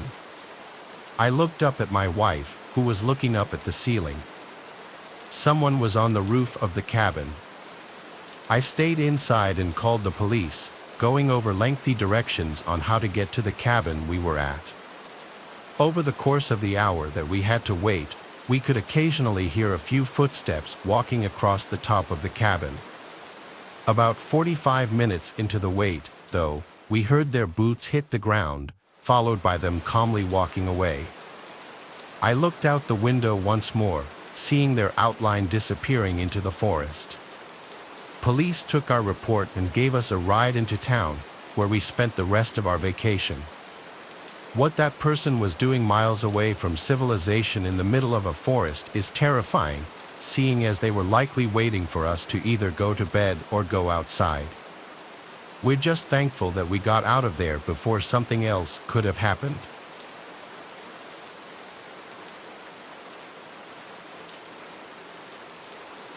This happened shortly after I turned 15 years old. As a birthday gift, my parents had given me an Xbox. I was even given my own monitor, which allowed me to play in my room. My room was upstairs, and in the weeks after my birthday, I of course spent a lot of time up there. It was a Saturday night. I was talking in an Xbox party chat with two of my school friends. Both of my parents went out of town at a work convention for the weekend, so I was home alone. I had my headphone volume pretty loud, but during a pause in our conversation, I heard a thumping sound come from downstairs. If you've ever been home alone as a kid, you'll know that any abnormal sound gets your mind imagining the worst. I turned down the volume and took one headphone off my ear. Nothing happened for the next 5 minutes, but shortly afterward, I heard the same noise again. I told my two friends about it this time, and they both encouraged me to go check it out, joking how someone might have broken in. I laughed and agreed to do it during the next break in our game. When that came, I took my headphones off and started walking towards the stairs. I began walking down them, and as I did, I began to hear soft whispering. I was only halfway down, but I completely froze up. I intently listened, trying to make out whether what I was hearing was actually real or not. Eventually, I crouched down to get a look into the living room. There, I saw 4 fully grown men, all completely covered in black, silently walking around. I genuinely couldn't process what I was seeing. All I knew is that I had to get back upstairs. I slowly started crawling back up them, and of course, one of the steps let out a loud creaking noise that echoed throughout the house before returning to silence. There was no way they didn't hear it. Thinking quick, I ran to my room, put on my headset, and told my friends to call the police to my house. They sounded confused and now in a serious tone asked what was going on. I didn't feel like I had enough time to explain, so I just told them to hurry and threw my headset down on my desk. I knew that locking myself in my room would be an obvious sign that I was inside. I still locked the door and closed it behind me, but instead, I hid in the bathroom further down the hallway with the light off and the door slightly cracked open so that they wouldn't think to check it.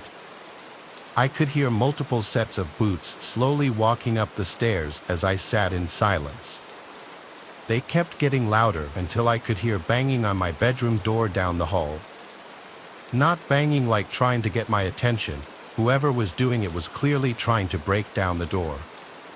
Voices started yelling out, saying things like how I needed to open the door if I didn't want anything bad to happen to me. I was absolutely horrified. I got up and started desperately opening the bathroom window.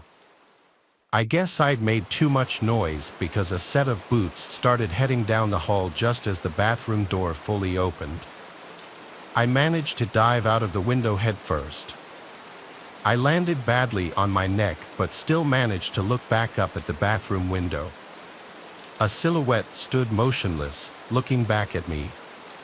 That's when the backyard door slid open and 3 men came running out towards me. I tried getting up to run, but I couldn't in time. All 3 of them started grabbing me and pulling me back towards the house, but this was interrupted by the distant sound of police sirens.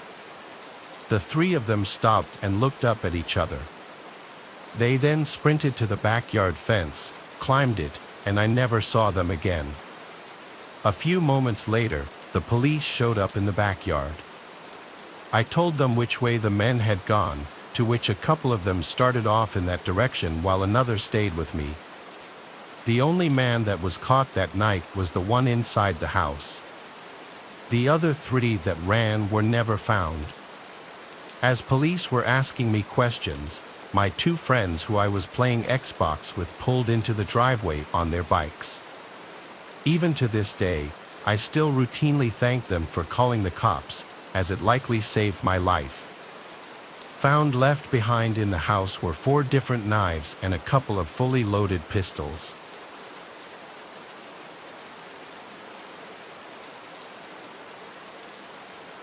I was working as a waiter at Waffle House, choosing to work the 3rd shift because I had the best hourly pay and brought in pretty good tips due to us being the only 24/7 diner in the entire town.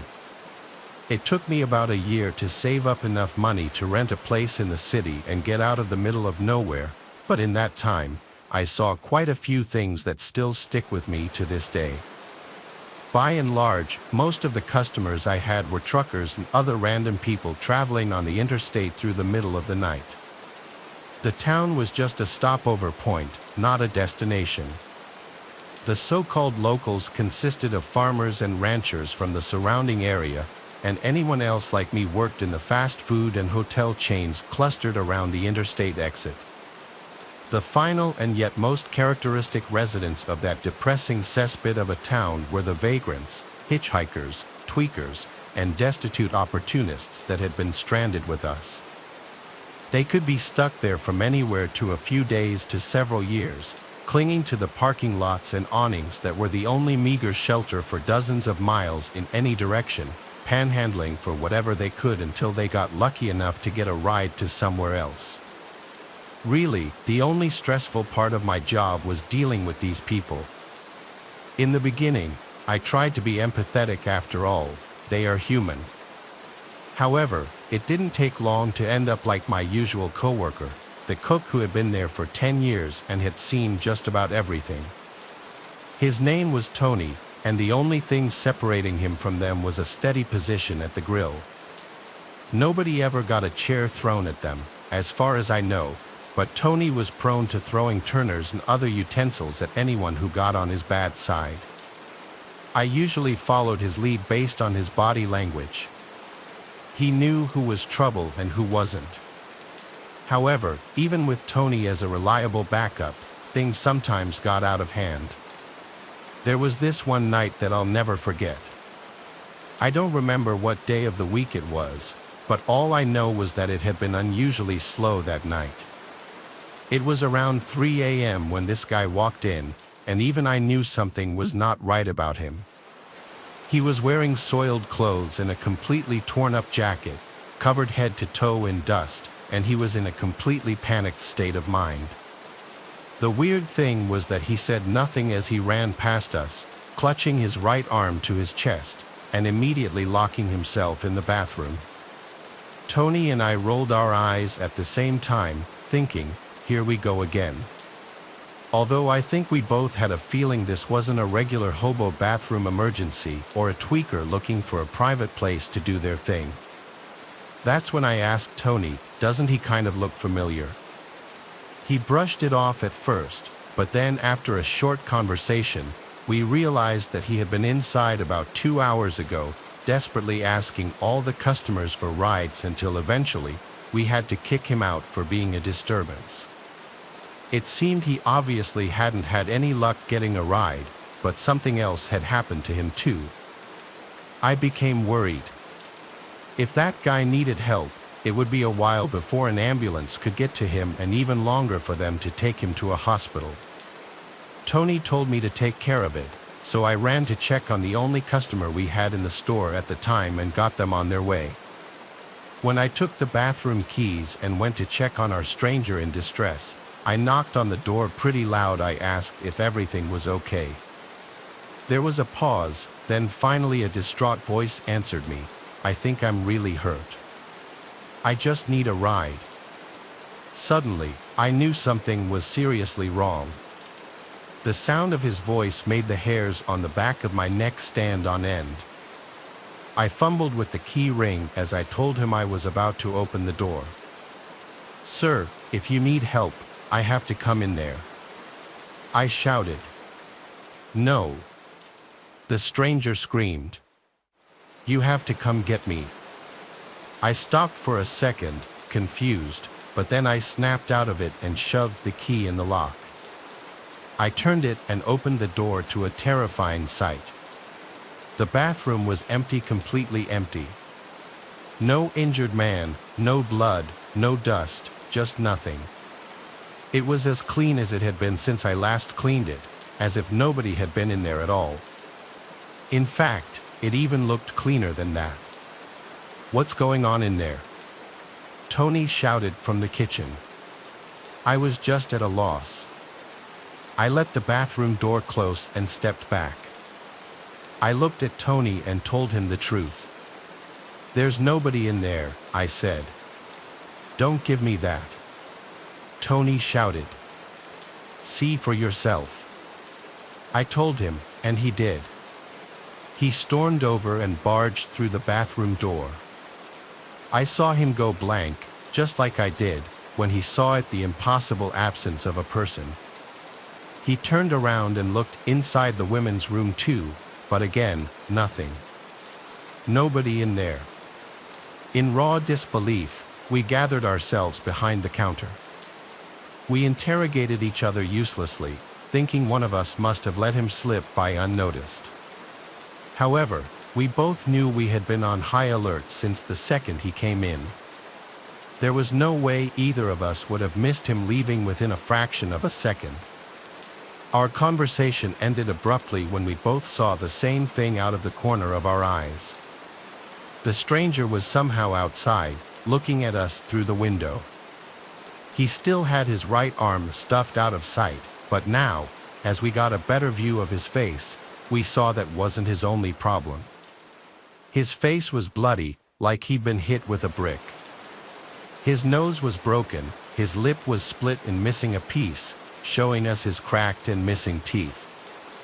One of his eyes seemed completely swollen over, but the one that was open was gushing blood. Tony and I didn't move a muscle. We didn't even breathe for a second. After a few horrible seconds of realizing what was happening, I finally thought to call 911. But as soon as the idea occurred to me, the man started to move.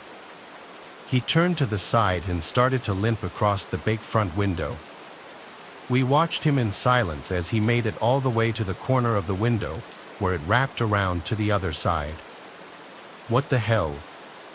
I whispered, only for Tony to quickly shush me. It was at that moment I saw he had gone pale and wide-eyed, which only terrified me even more. Something about this man had gotten through Tony's defenses, and that meant we were not prepared.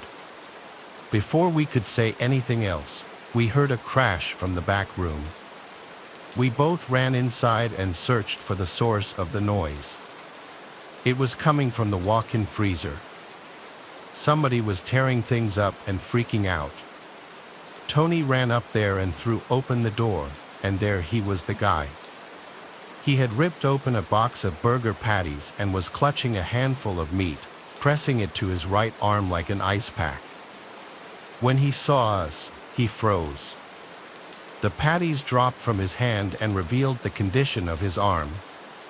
His hand was stuck in a thumbs-up position, but his wrist had been snapped clean off, and his hand was dangling from the rest of his arm by a thread of skin. After a terrifying moment of deer-in-headlight stares, the stranger bolted from the freezer, crashing through both me and Tony. He sprinted outside, screaming, before we had a chance to react. I stumbled to my feet as Tony ran out to the dining area, locked the front doors, and switched off all the lights. Then he pushed me back into the back room and started yelling at me. "How could you leave the back door unlocked?" he yelled. "No, look. It's still locked." I pointed to the back door, and sure enough, it was locked now. Absolutely nothing was making sense, but we gave up on trying to decipher it for the rest of the night until the sun came up and the morning crew came in. We kept the doors locked and stayed out of sight. When we were finally freed from our nightmare of a shift and set out into the world, we noticed the train of police and paramedics on the freeway right outside of town. We asked around only to find out that a man had been killed in a hit-and-run right there at the off-ramp not even 1,000 feet from the Waffle House. He died sometime after midnight, but his body lay on the shoulder undiscovered until daylight. His corpse was mangled, but his thumb was still sticking straight up from trying to hitch a ride. Of course, by the afternoon, they had scraped him off the pavement and washed away his blood until the spot where he died was cleaner than I'd ever seen it.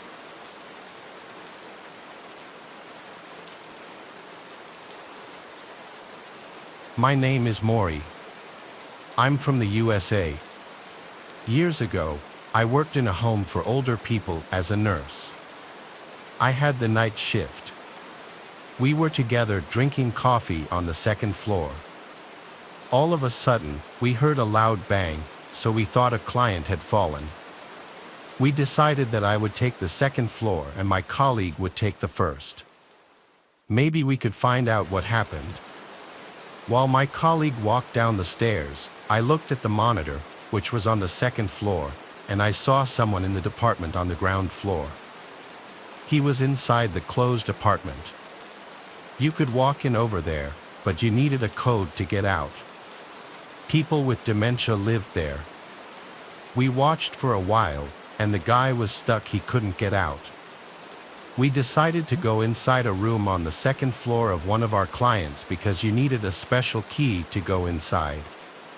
We thought that was safer. We explained to her what was going on. She was perfectly capable of understanding the situation, and of course, we called 112. I explained the situation, and they told me they would come right away.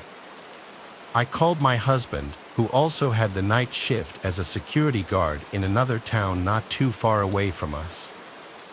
He was just talking with the cops while I called 112 and said they were on their way. When I hung up, I looked outside and saw that guy climbing out the window. So I called back. They asked if something had changed. The police arrived, and we did a walk with them throughout the whole building. The guy broke the door in the kitchen. His stuff to break the door was there on the ground. The police couldn't really do much. I don't even know if they found the guy. Later that day, we heard that they were riding around the building 2 hours before the guy went in, and the guy had walked all over the ground floor, all while we were having our coffee on the second floor. That's a pretty scary thought. The next day, I had one more night shift. Though I don't have that much to fear, it was still pretty scary. So I asked if I could bring my 2 dogs. We had 2 golden at the time, and they were actually okay with that. So I brought them with me the next night. Nothing happened. The dogs walked with me the whole night, and of course, I let them outside now and then to do their thing. The other night, 2 other colleagues had the night shift, and guess what? They came back. They had robbed the safe. I always thought that the guy we had was just looking around to see if he could get away, but they had planned to come back for the safe the next night. But I'm guessing the 2 golden scared them off. I wouldn't go inside if there were 2 dogs like that either if I didn't know them. Later on, I always brought my dogs if I ever did the night shift over there. Most colleagues would be happy if they worked with me because they felt safe with the dogs, and so did I. The funny thing was that the dogs knew the route we always walked. After a few times, I didn't even put their leash on, they just knew. If we needed to help a client, they just waited in the hallway until I was done. A few clients knew it because I told them, knowing that they loved dogs. So when they needed our help, the dogs went with us in their apartment. Both the dogs and clients loved that.